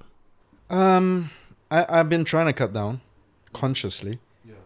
failing, because I like how it tastes. Yeah. So yes, I'm also against factory farming. Of course. But then Yeah. I'm not calling you out, man. no, I just want to hear. No. So everything you consume has consequence. Living in a country where you have better infrastructure has consequence because you use more electricity anyways. Do you consider yourself a bad person because of that? It's very hard, right? The lines are blurred and it's not black or white. It's quite gray. If you really want to do good, yeah, I would suggest taking up a job and doing something like this to have even more effect, right? Speak to people. Encourage them. Do more podcasts. I mean, any way you want to do it, do it. TikTok, do it. Conservationists are also failing in that because we're not winning the war. Has it been getting better? No. It's getting worse. Yeah. Worse and worse. It's because people consume so much, and every year there's more and more people. Right? So these are not evil human beings because they're not waking up thinking, I want to destroy the earth. Yeah. But your cumulative effect of 8 billion people using natural resources is going to have an effect. Whether you like it or not. So yes, wildlife everywhere is declining. Everywhere. You have a few success stories, but the global trend is... So are we looking into a future without wildlife? Ooh. If we do that, there's no future for us either, because we depend on them for everything. Yeah. You know, one of the arguments for people that eat plants, right, and not meat is the plants can't feel, they don't feel pain, or they're not smart. They don't have a central nervous system, yeah. So the brain or lack of brain doesn't tell them, but they do feel sensations. Sensations. Right. So yeah, I mean, they do have a point. Look, I don't want to argue against veganism. No. So a lot of my friends, like, they make fun of people who are vegan, right? And I say, look, honestly, that's the best thing to do. Okay. You don't have to do it. But it is. That's one of the easiest paths to drop what you consume. But then go a step further, right? I mean, where does it stop? Go eat locavore, which means you don't spend money buying quinoa from Bolivia and have it flown or shipped. What was that you said? Quinoa. No, before that, go eat what? Locavore. What is locavore? Local foods. Oh, okay. Right? Because your petrol or whatever you're using is very low. Compared to flying things from everywhere and then claiming you're vegan because claiming you want to save the world. Do we not have quinoa in Malaysia? No. I've been to Bolivia where they grow quinoa. It's high deserts. So there's your answer why vegan food is expensive. No. Well, yeah, but you have Malaysian, you have local vegan food, right? Yeah. And that one just doesn't make sense. Why is that expensive? When you say vegan food, you're not talking about eating the veggies. You're talking about eating those processed meats. Not processed meats, those meat that is... Yeah. Is it? Yeah. Yeah, so why... I don't know why it costs so much. Do you think it's a gimmick? I think it's because lots of thought is put into it.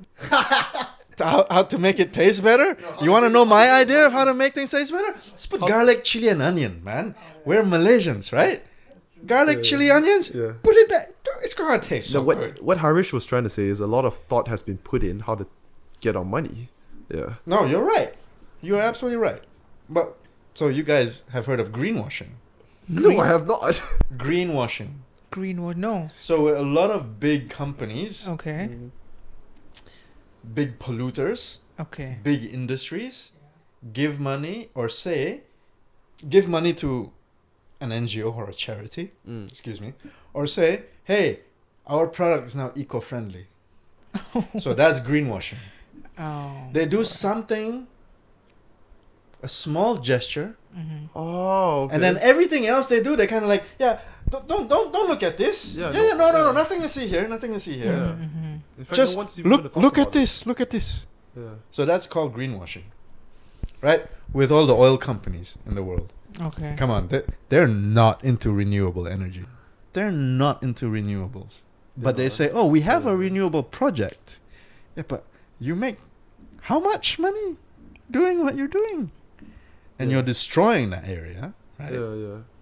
And they do this because regulations allow them to do it. So that's where we have to hold governments more accountable. Because if you let a company do what it wants, of course it's going to do what it wants. Yeah, follow the money. It's insanely hard as someone just living in the world today to be ultra aware and concerned about all this. The type of distractions. Too many girls on TikTok, huh? Yes, that as well. Yeah, even that's bad for environment. Dude. Okay, so yeah, we know it's insanely hard to actually be at your best behavior when it comes to conserving. But what sort of advice can you give for the people who actually want to make To like some regular effort, people like us. who you know that we're not going to fly out to the jungles? That's a good question. I think that's the holy grail of what conservationists and climate activists want to find, right? If you get the chance to tell someone something, what do you want to tell them? Yeah. And I think it's going to sound so cliche. Okay. It's going to differ from individual to individual. And I think that's why collectively we have failed. Because we have these broad messages. Like people who want to go vegan. Don't eat meat, save this. People who want to save the climate. Don't do this. It's everything don't do. Yeah. Don't do. Right? Because we lack the time Yeah. to sit down with one person. Yeah. And do you know how long it takes to change one person's mind? Have you ever had a friend or an acquaintance and they don't see eye to eye with you on some specific thing? How long does it take for you to change their mind about something like this? Years. Exactly. Yeah. Oh it takes- shit! it I takes had years. 20 minutes in my mind. Your mind No, is to good. to really change and then adopt Yeah. it. Adopt that lifestyle. So for an individual, it takes that long, right? So just imagine, we're trying to, we don't have that much time, What's the easiest way to tell someone? Don't do it. Right? Because, Yeah. look, if you drink with a plastic straw, a turtle's going to have a straw stuck up its nose. Right? That WWF thing. It's not true. That's not true at all. It's not true. Yeah. WWF's going to hate me right now. Have you worked with them before? No. Oh, okay, that's Oh no. Okay. Not directly. Okay. But yes, I mean biologists are biologists, semua kawan. Yeah. So kawan, small community. So that's not true. But what does it do when you have a straw? It makes you make a connection. Do you really need the straw? That's the goal. It's to ask people questions. Do you really need to do this? I mean, I could just do this. Yeah. Drink without a straw, right? Or do something. Look, no one's saying drop out of your life, go live Yeah. in a mountain as a hermit. Stop reproducing. Yeah, I That's think even better. no. Here's the thing. I think it's about your because lineage? of like don't stop. They're like people don't like to hear them. Yeah, and the message comes from everywhere. Yeah. It's not just wildlife, right? It's Yeah. every single thing. Yeah, it should be more like do this instead of that. But Perhaps. the do is also another action word like, oh, now I gotta do this. Like, Yes. So now it's psychology. You're right. And it's such an interesting answer and very refreshing to hear. Every human, no matter whether you're right or you're wrong, you do not at first like to be told what to do. No, that's true. But Yeah. we've come to the point where, at least the way conservationists feel is, we've been telling you this shit for 30 years, Ain't working. and you guys are not listening. Yeah. So then you ask us, how come we're not doing our jobs? Because we don't get support, right? Or I people are not doing enough. Who the fuck is saying you guys are not doing your jobs? A lot of people. Then they should fucking pack their bags and go off into the I think forest. the conservationists should start poaching on humans. You heard it here first, folks. Okay, so summarize what you're trying to say. Was there a summary involved? I wasn't aware I was invited here to give a summary. No. I mean that last part. If you were to give a message, I have it. okay. I would suggest people enjoy experiences more than physical stuff. Yeah. Yeah, instead of purchasing to make you feel better, go and experience things that you would not necessarily experience. Open your mind, go and do things, go and see how other people live, Yeah. go and see other places. You know, instead of going to Europe because you saw a dish that you want to have, Yeah. right? Yeah. Go to Cambodia because there's a village there that is Yeah. quite cool. Have an Instagram page like Kennesh. That's I mean, fucking amazing. I don't post much anymore, really. But that would be my advice, because the more you see, the more your eyes get opened, and it's better you learn for yourself than someone else telling you. Yeah, because you're gonna be stubborn. Yeah, right. I think I would give that advice. Have experiences. Experience, eh? Speak to people. Even speak to people you disagree with. Yeah. Right. So that's what I'm learning to do on this podcast. So Yeah. that's an experience. Okay. And this is a new experience for me. Yeah, sure. I think honestly, we'll probably have another session in the Sure, future. man. I'm down. You're no longer with Hutan, right? No, Hutan. I left Sabah for work at the end of 2014. Okay. Wait, the tigers, that was in The Semenjung. Tigers was here for a year and a half. Which part? The project site was in Pahang. Okay, in Pahang. So what sort of conservation activities you did for the tigers? Well, it was during COVID. Oh Jesus! Then how was that even so possible? we weren't allowed to do quite a lot of what we wanted to do or planned to do. You started in 2020, was it? Yeah, 2020. Oh, that, Yeah. We had to wait though for a few months before we were allowed to do anything. yeah. Because they didn't know what essential services was, right? And for us, wildlife patrolling is very essential, but for the government, it wasn't on their first list, so we had to wait until that list got updated. Sure. Okay. And I think it was maybe April or May of 2020, if I'm not mistaken, that we were allowed to go back into the field Right. and do stuff. Okay. But then our tree planting wasn't deemed essential services until much later in the year. Oh. Yeah. So stuff like that. Mainly, happened. a big part of the work was tree planting. Yes and no. We just grew our ranger units.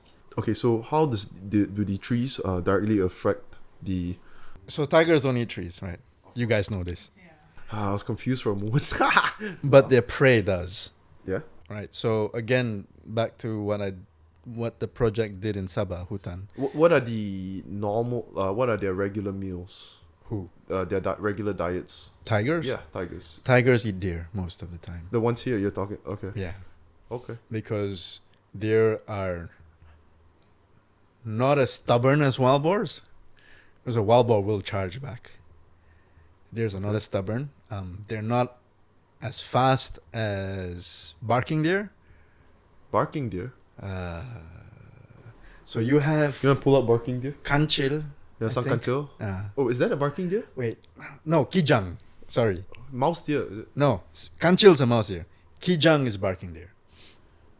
It's a beautiful. Munjak. Yeah. Munjak. So they're beautiful animals, Yep. but super fast, super agile. Okay, they got horns. Yes. So very fast, very agile. So deers are bigger, a bit slower. So that makes it the tiger's favorite prey. Okay. Deer. I assume that you see many of these preys. while you're working More than tigers for sure. there. Yeah.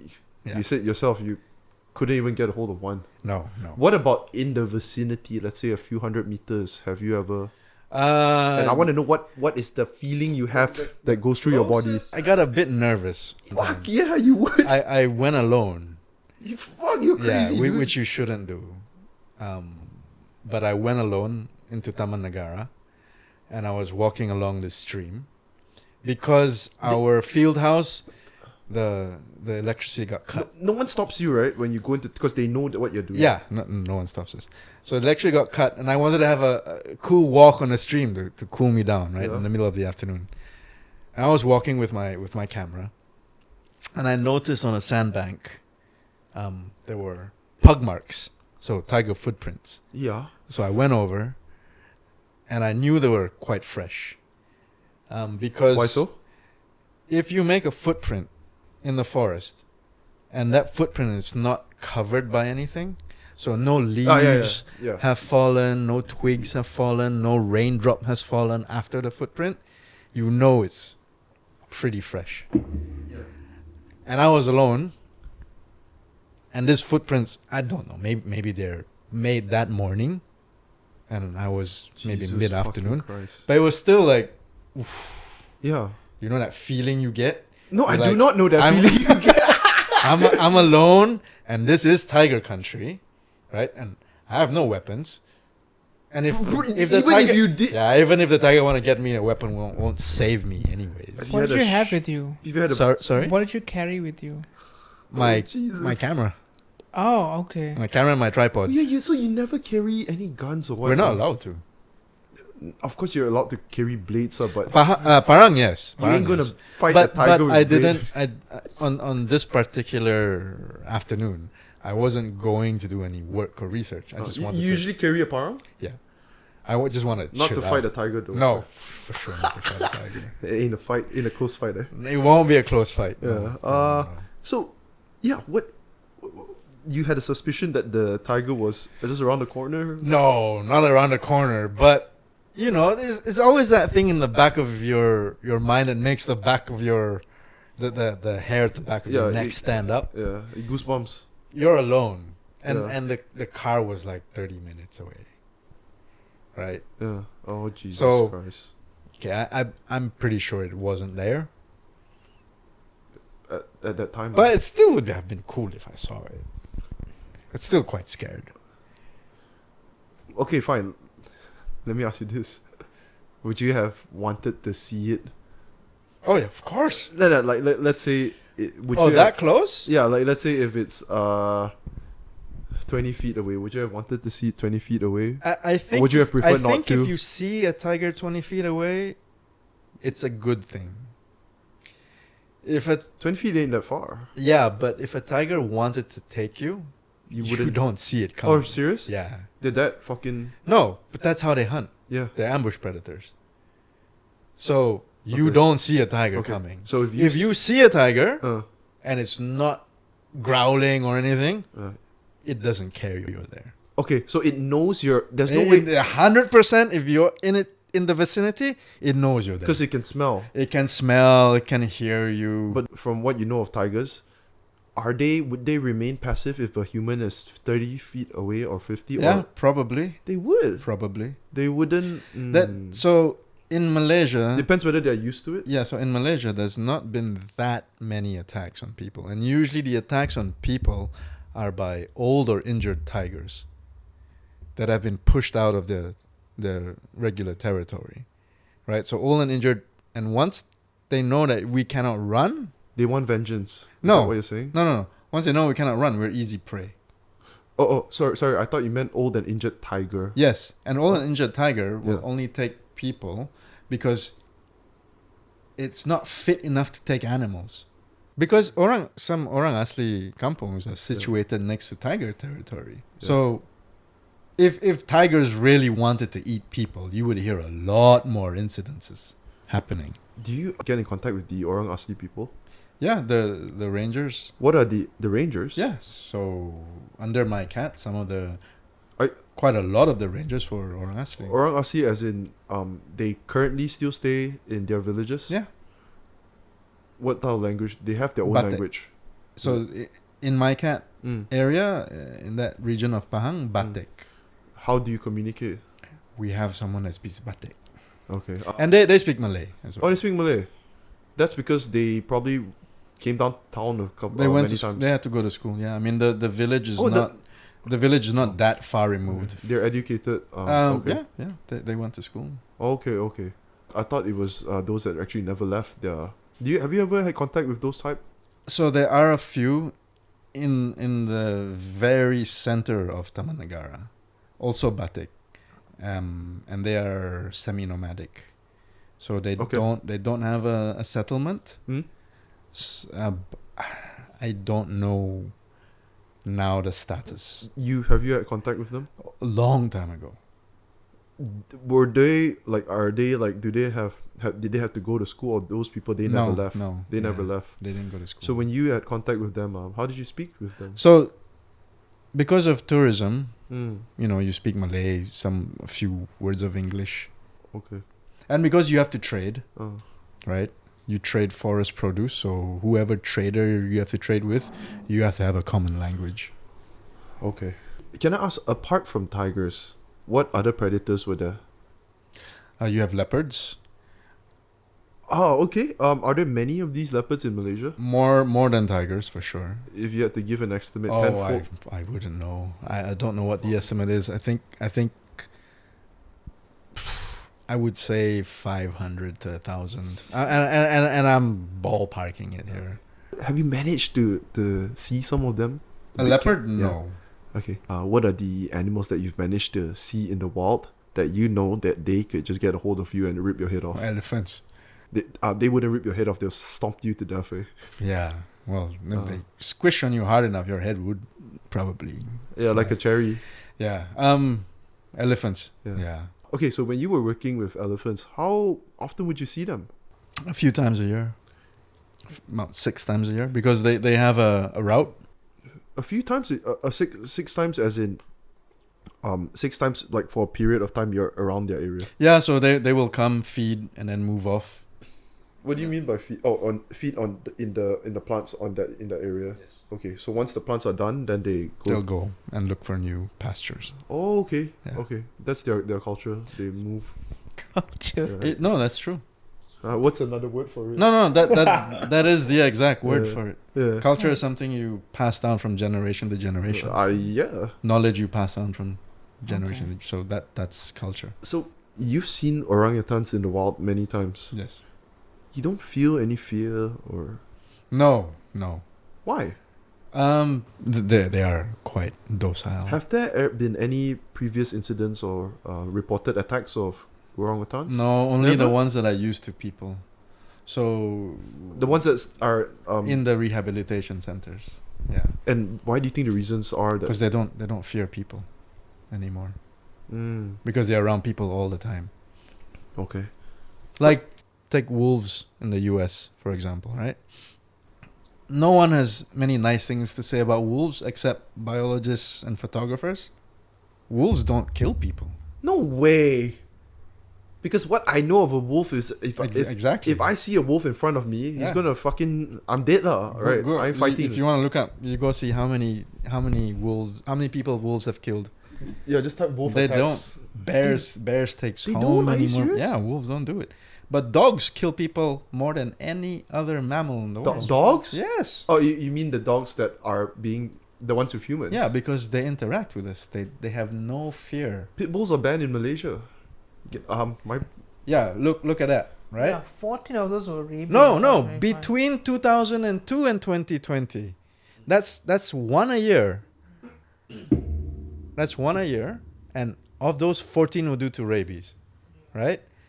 Look up how many deaths by dogs in 1 year. Oh, that's interesting. Because wolves get a bad rap, no? Wolves are bigger, stronger, faster. But dogs, because they don't have any fear of people. See, 30 to 50 per year in the US alone. Right? These are dogs. Yeah. So, yeah. because they have no fear of people. Oh, I saw this really disturbing video, right? A dog, I'm not sure what dog it was. This was in China. The dog started attacking a toddler. I think he was probably not more than 2, okay? Under the age of 2. there were, Why are you watching this video? you know, WhatsApp, right? People forward that shit. And I don't want to watch it. I'm going to watch it, you know? So, yeah, the dog attacked a toddler, and there was a woman, a Chinese woman, and two or three other elderly, skinny old men. And 4 of them were trying to pull the dog away, you know? They would take some plastics and hit the dog. They were scared to actually get bitten and attacked, and the toddler ended up dying. Yeah. Sure enough, if you had 4 people, I think you could have No, dogs are notoriously strong. notoriously strong. Yeah. You could do something if you were willing to get your hand fucked up. Well, to open the jaws of a dog, you need to go to the gym a lot. Let me just tell you that right now. Let me ask you this question. So I talked about this with my friends. We had a couple different answers, right? You know pit bulls, right? They're banned in Malaysia apparently. Are they? That's what I've heard. I didn't know that. But I went to my friend's house. The neighbor has a pit bull. Yeah. But anyways, if you were walking down an alley and the pit bull is looking at you like he sees red in his eyes and he just I wants, would back up. No, you can't back up. Why not? I'm just saying, what do you think would happen? Oh, I don't know. But I would don't know just, too. I would just back up. No. He would back up. That's what happened. What's your prediction? Because I was talking to my friends about it, and my friend said, "Just kick it lah. What's wrong with him?" I'm like, just No, kick it. no. He's gonna. First of all, never attack. he will kick. He'll grab. He'll get a grip of your feet. You Well, know, first of all, you don't know what this pit bull will do. But having said that, never provoke wildlife. Including animals that people are close to. Don't provoke them. No, not provoked. Yeah, but if you kick Defense. them, that's a provoke. No, for defense. But why if it's not attacking you, why do you have to defend yourself? Because we're talking hypothetically. Yeah, okay. So again, if the dog doesn't do anything to you, and you think it's showing signs of aggression, just back up. No. He charges you. Oh, he charges. He wants you dead.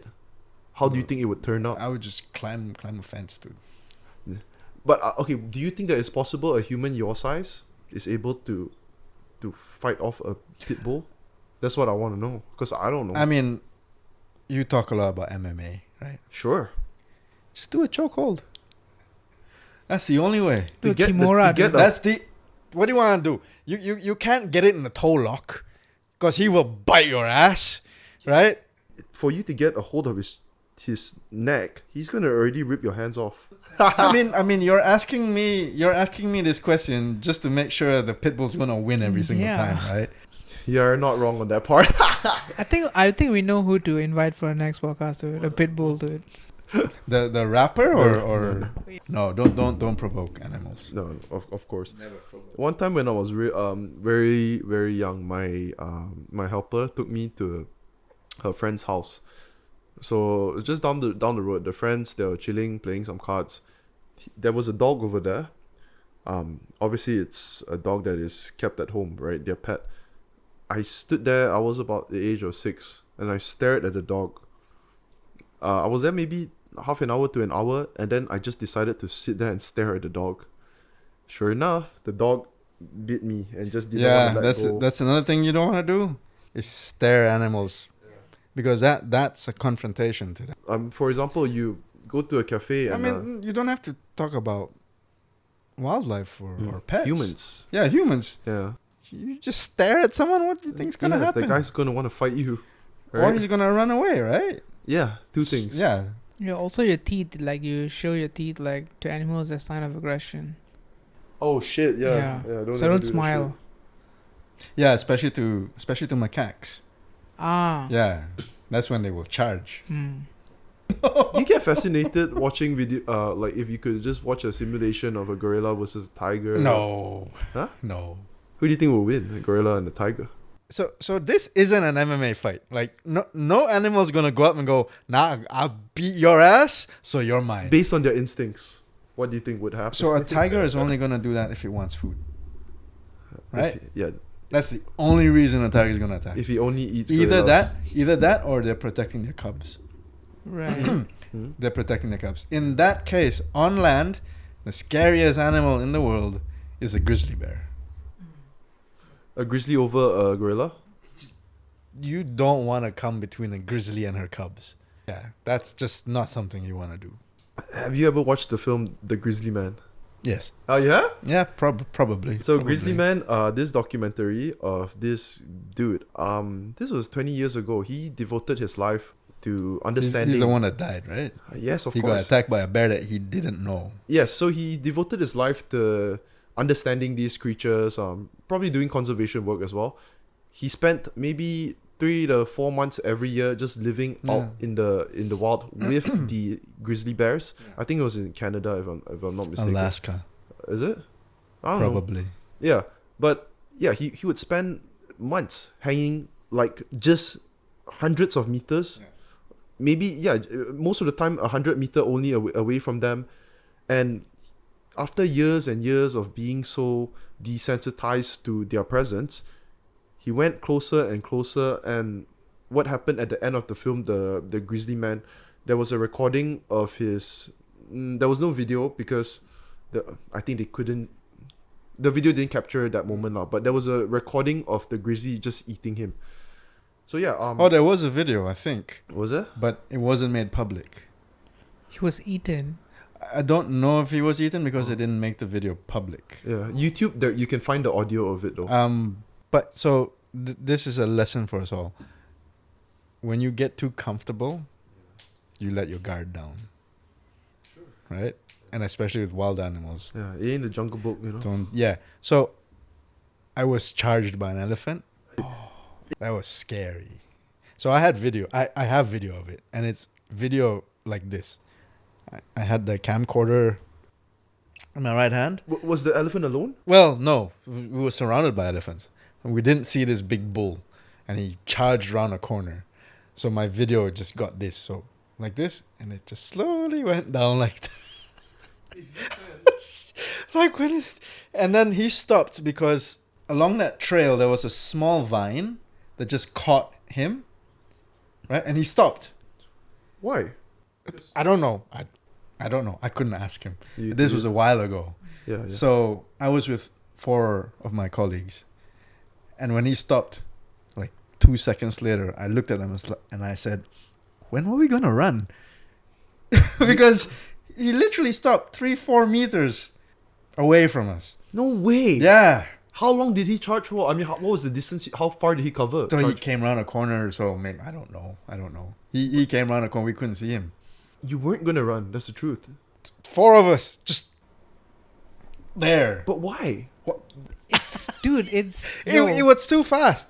It's like a Formula 1 car barreling down the road at. something you've never seen before. You Yeah. just stand and watch. You'd be like, You guys in awe. would- But also the thing is, they also do mock charges. Oh, Right. For fun? Yes, for fun. Sometimes for fun, sometimes just to show For who's. fun. Well, the young ones definitely do it for fun. Yeah. This That's one so was cute, not man. a young one. This one was a fully grown bull. Oh. They do it to show you who's boss. You know what would have happened? You guys would have been a couple of bowling pins, right? Oh, for sure. Yes, 100%. It's a strike. He stopped. So the thing is, that vine wasn't big, Mm. so that thing didn't stop him. Yeah. So I knew, I'm like, okay, it's a mock charge. But even if it was a mock charge, he stopped very close, like uncomfortably close. And there was no dust. You know, when elephants stop, this guy just. So I knew, okay, mock charge. But when were we gonna run? Okay, how many years ago was this? I would say 2006, 2008. Yeah, and you still spent years hanging around the elephant. No, because they knew, the elephants knew us, because there were not that many people allowed to go into our research site. Right? Maybe 20, 30 people. Sure.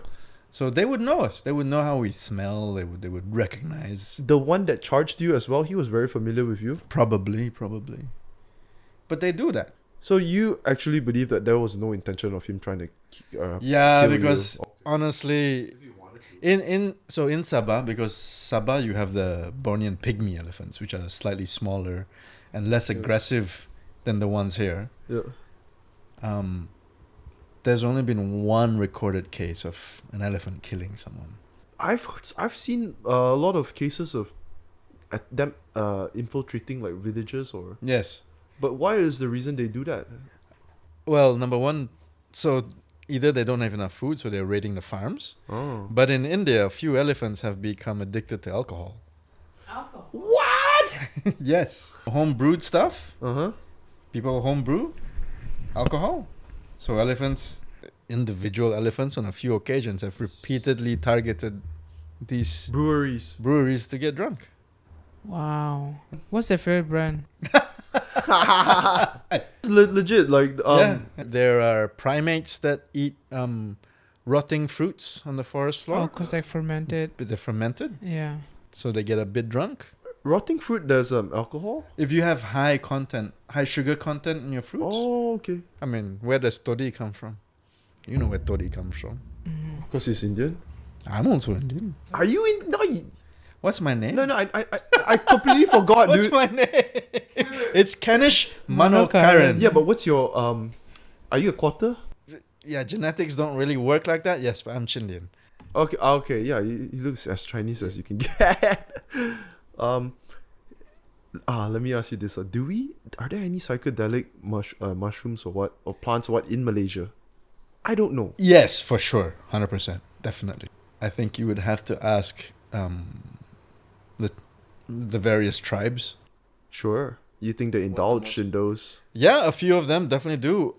I don't know if anything will be comparative to ayahuasca or stuff like that. Definitely not the Sonoran toad. Right, there's nothing like that here. My buddy, the one that I do the podcast with, right? He actually did the whole experience in South America. Yeah. The ayahuasca. Have you tried that as well? Yes. You did. Yeah. In South America. How was it? Can I take a piss first? And then we'll talk about. All right, what's your best joke? Oh my god, my best joke. It's a. Well, I wouldn't call it my best joke. Like, it's a joke that I say to everyone if they ask me. Yeah, but it should be good by now, right? You've polished it already. So, I did something stupid last night. I put my finger into a fan. It was so stupid, so embarrassing, because it turns out she wasn't really a fan of mine. Yeah, it's bad, dude. That kind of stuff. That was not the kind of fan I was thinking you were gonna say. I have to say, Yeah. I may not have the same humor as the local guys. Oh, okay. They're not dark enough for me. True. Yeah, dude, it's like, to me, like, my stuff is really dry and dark. It's so hard to... Honestly, I think. Have you attended local shows? Because they're pretty dark, man. So I did quite a long time ago. I went to Crack House, right? Crack House Comedy Club. The one that got cancelled. Yes. Yeah. So I actually went there a couple of times. Did stand up 10 times. Just ate a lot of shit. Yeah. But I laughed quite a lot. So are you good at getting the hecklers back? In Malaysia, there's not many hecklers, right? This doesn't happen often. So It when really you get depends, when lah. you say you get shit, what do you mean? As in, they stared at me like Oh, I'm an I mean, he idiot, bombed, you know? lah. Yeah, bombed. you bombed. Yeah. 'Cause getting shit, like people would, heckle you. Oh, trust me, even just bombing and silence in the room, it feels so shit, dude. But yeah, hecklers doesn't happen often in Malaysia, right? It really depends, lah. Not in open mics, maybe. Like, feature shows, yeah. Yeah. Okay. Yeah. So you did ayahuasca. Yeah, so I'm sorry to report my experience wasn't as explosive as everyone else's. I don't start off with that. Yeah. Let's get as honest as you can. Yeah. it Where was this? is in Bolivia. No, sorry, Ecuador. Ecuador. Okay. South America. Yes. Yeah. Okay. So you went. I was in the forest there. I wrote into this university that had forest, so they were managing the forest. I wrote into The university was managing the forest. huge forest research, huge forest, a million hectares, one What? university. The forest in South America is huge. They're pretty much not doing anything if it's 1 million hectares. Yeah, they can't cover the whole area, right? Yeah, no, they're but pretty- it's research. It's not conservation. It's, got you. It's pure research. And I met a few people there, and they invited me to their village. Yeah, but I don't know. Maybe I was quite calm, and I'm not a very reserved person, Not at all, man. right? So it's not something like, I don't have any. I let all my demons out, basically, is what I'm trying to say. Yeah. So when I did it, I'm like, fair enough, but yeah. So what was the experience? You mean pre or during? Is that the experience? During? No, During. Yeah. People. I don't know. I was disappointed because, what I heard was you'd experience all this shit. Maybe I didn't get the right dosage. I don't know. Did you get a regular dose, a regular serving? I mean, I got what they gave me. I'm not an expert. Yeah, so. Okay. Who's that chemist that puts up how to derive DMT on YouTube? Probably plenty of people. Yeah. This is one guy that's a chemist, and he goes around, has his own YouTube channel, Sure. and talks about his experiences doing drugs. Yeah. And he synthesized DMT in a lab. We have that in our bodies as well. The We chemical, DMT. But not 5-MeO DMT, right? Is it? I'm not sure. Why would we have that in our bodies? I just hear we have the DMT, the methyltryptamine. So, But if we have that in our bodies, then yeah. shouldn't we be high all the fucking time? No. So what happens is, this is really interesting perspective. Okay, what happens is, humans release DMT 2 times in our life ever. What? Right? 2 times. Okay. When we are born and when we die. So what is the experience and perspective, and someone who has taken DMT, how do they explain to you how it felt? Most of the time, you're in a third person. You're floating above, You can see yourself in a different way. I had a psychologist on recently, and she had a near-death experience. Okay. So she was talking about how there was no sin in life, or sin doesn't matter, and then humans became like light bulbs, and just a third person perspective. So what I'm trying to say is, people often, when they have near-death experience, they talk about what they see, and then it's awfully similar to what everyone would tell you if they were to take DMT. Yeah, I've had near-death experiences. My near-death experience is also quite boring. I think you ain't made for camera, I man. I almost fell off the waterfall in Yosemite. Like that's a tall waterfall. Like maybe yeah. more than 1,000 feet. Yeah, if I heard of its name, it's pretty fucking Yeah, high. so I almost went over, right? Yeah, I didn't see any nothing flashing. I was just like, mother. How many NDEs do you have? How many? Sorry. And like near death experience. NDE. 3. Oh shit. Okay, so first was the 2 waterfall involved car accidents. in Malaysia. No, That's one in the strange. States, one in Chile. Damn. Yeah. Must have had a lot of party. No, so once I fell asleep on the wheel of a car. Oh jeez. Yeah, and spun me, and I missed traffic by like that much. I spun on the highway. Damn. You familiar with Graham Hancock? I am not. Graham Hancock is a journalist, but often people mistaken him for archaeologist, because that's the shit he loves, archaeology. He often talks about and subscribes to the idea that any religion, since the beginning of time, they have had to have certain experiences with psychedelics that would kind of like explain a little bit of why religious beliefs often involves supernatural beings. I mean, it's a fair theory, but It's interesting. if you look at the Aboriginals in Australia, Sure. and a lot of earlier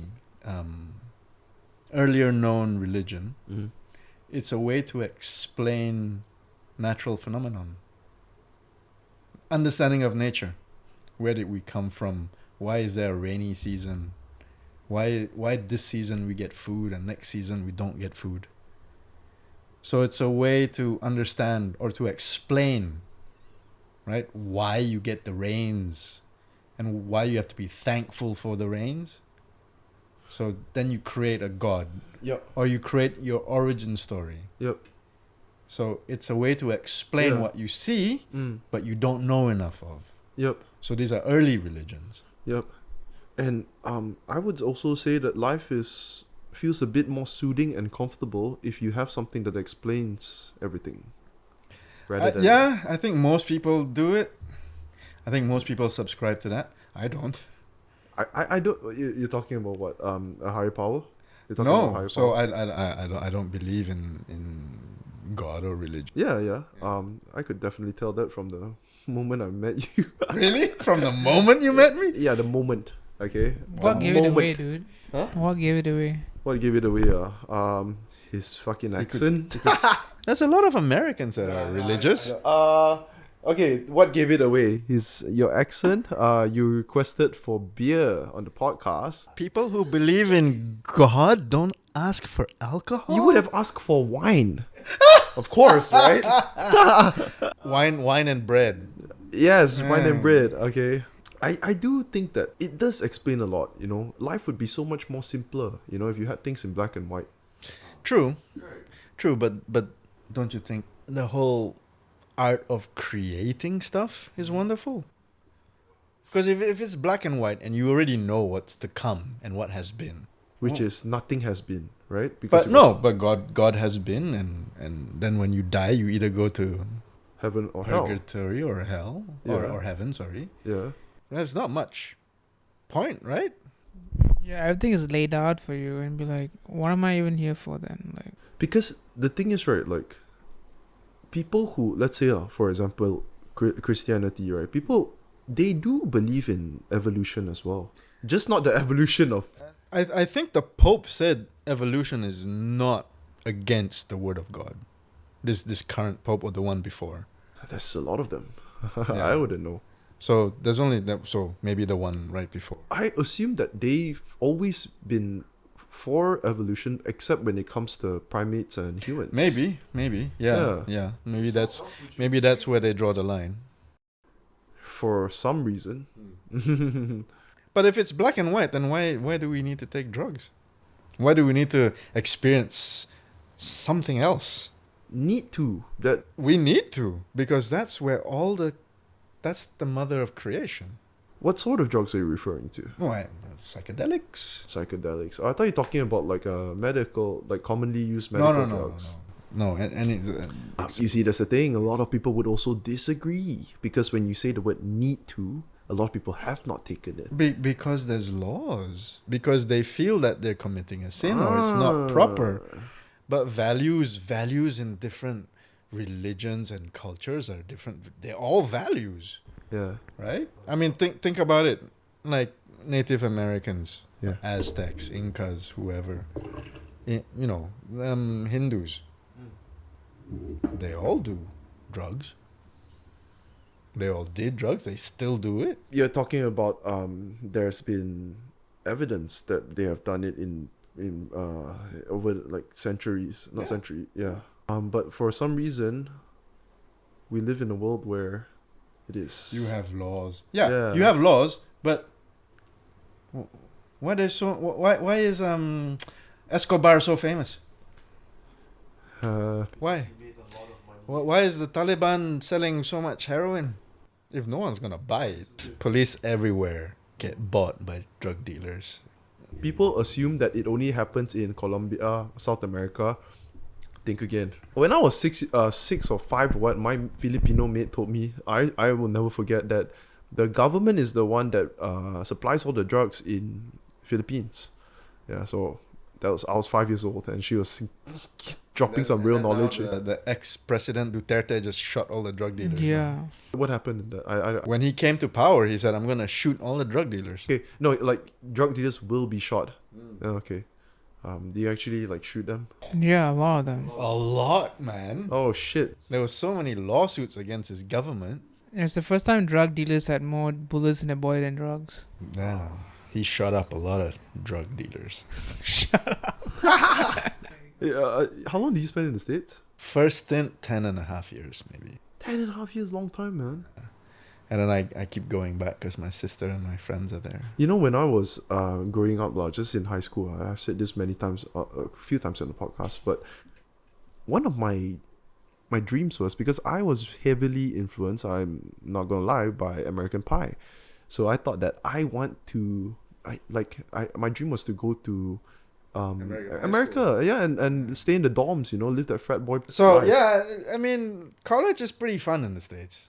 Super fun. I had a lot of fun in Melbourne too as well. Spent 8 years over there. Yeah, but all you hang out with is Malaysians, isn't it? Exactly. Yeah. I didn't have a single Malaysian friend in the States. Okay, which part? Michigan. Michigan. There were Malaysians there. Yeah, just they weren't cool enough. I was busy with my own. Is Michigan in Stuff. Detroit? Detroit's in Michigan. Oh, Detroit's in Michigan. Detroit's the city, Michigan's the state. Yeah, so what we know of Detroit is 8 Pra, mile. pra, pra. Yeah, 8 mile. yeah. You went to Detroit many times then. Many times. Yes. Is it as dangerous as it's Yes. made out to Yes. be? Don't.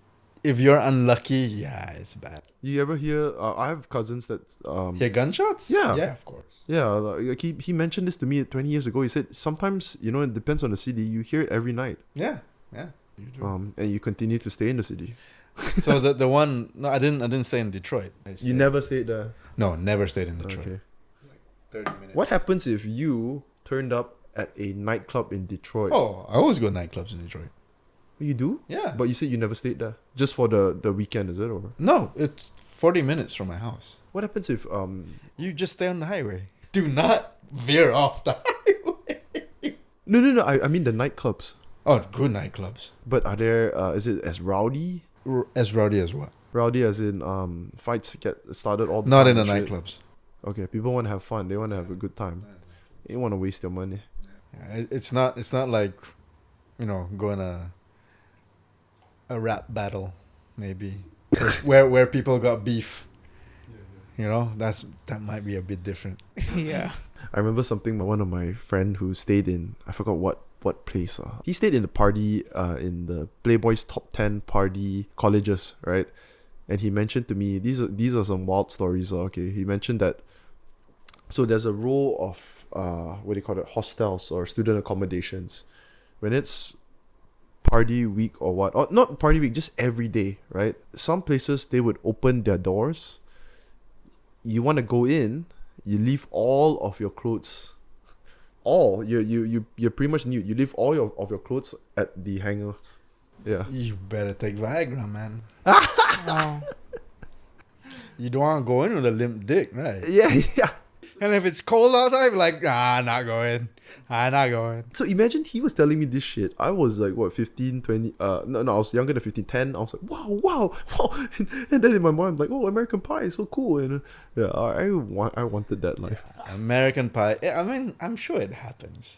Just probably not as cool as American Pie. Maybe even cooler. You ever watch Cops? I guess, yeah, probably. Do you think it's scripted? Or that's literally Do I think it's scripted? No. not one bit. No, I've been in the States. People do crazy shit. Yeah, crazy shit. Yeah. But if you're a dude watching Cops, right? Like you're a Malaysian kid watching Cops on, I think what is AXN, and then you're so not accustomed to this type of shit that's going on. Yeah, no, for sure not. People in wife beaters doing all sorts of nonsense. all the time. And then the cops stop them. They're like, nope, no sir, no, got no drugs on me. And then when you search their cars, they hide it in all sorts of areas. And yeah. Yeah, I've been to a few cities like that in the States for sure. Okay, yeah, I think we gotta wrap up, man. Have you on next time? Maybe you could bring your other buddies in the wildlife industry. Yeah? I'm sure there's a lot of other shit too we could talk about apart from wildlife stuff. You're a very cultured person. How many countries have you been to? I don't know, 50 to 70. 50 to 70, yeah? Like you were mentioning earlier when I asked you about what's the best advice you could give to people who want to actually make some initiative about being aware. Yeah, And you mentioned that have more experiences. have more experience. And something I always thought about is how do you get wiser? Speak to as many people as possible, understand their perspective from different places. Make mistakes. Make mistakes, huh? Also understanding perspectives from different parts of the world. Yeah. Take that. I mean, I think when people go and they think automatically, oh, that's wrong, right? I think that's not the best way to understand perspective. It's not. Yeah. But a lot of people Well, I don't know if a lot, but there are people that do that. I remember the first time I had someone on the podcast, right, and then they didn't agree with my opinion. It felt uncomfortable to me. You know, it felt a little bit. I'm the type of person that I'm usually I don't really care. I'm not going to be very opinionated. But I remember even just the first time someone disagreed with an opinion that I obviously had on, I was leaning on one side. I felt uncomfortable. Then I realized like, oh, I need more and more and more of this, because I already know the fact that you have to understand more and more perspective if you want. Well, it's also like if you're always comfortable, then you're not being challenged. Exactly. Right. It still happens all the time. For example, this is very stupid to bring up. People have hate comments just because they don't agree with what the fuck you're saying, and then they say really fucked up shit. And then you think that, but isn't it normal for people to have different opinions? You know, that's number one. Yeah. We're not supposed to agree. I'm gonna tell you what I think about opinions. What's up? Here's a controversial thing. I don't think people should voice their opinions just because you have one. So who should voice their opinions? No, learn first. What if they've spent 10 years learning? Yeah, but then you have your opinion based on something. Yes. Right? Yes. So instead of just saying what you feel, maybe say what you understand. That's very different. Right? Yeah. Oh, I hate this. Why? Instead of saying, no, I disagree with you, ask them. Why? Why? See, the problem is once you ask them why, he goes down a rabbit hole. It's fair enough, because you are not challenging them with your views. You just want to hear why they have that view. Yeah. And if they give you enough reason to then enter a conversation. Because if they give you shitty reasons, then you go, well, I'm just going to say thank you and be on my way, right? The worst thing you could do is, if they were to throw some hate, is for you to reply with hate. I think that's the worst thing you can do. I don't know. There are some people that I come across that I would love to reply with hate. That's why it exists. You know, people create what do you call that? Troll accounts all the time. Oh, I troll with no troll account. You troll with no. Then I respect you. Yeah. You know, for all of the people that say negative stuff. I'm too lazy to create fake accounts, man. I can tell you 95 or 99% are all like, why is it always someone without a profile picture? Why is it someone with an account where they're got 0 followers and they're following 1 million So accounts? a guy I trolled once, he got back to me and he was making fun of my photos. What's there to make fun of? He's like, poor imitation of Nat Geo. I'm like, hey, you're comparing with Nat Geo? Thanks, man. Poor imitation. Look, it's nonsensical, right? He attacked me because he's like, oh, and you drink and smoke. You're a loser. I'm like, wow. Really? Yeah. Because I have one profile picture on my Instagram. Just one picture of myself. I was at the end of the world in Patagonia.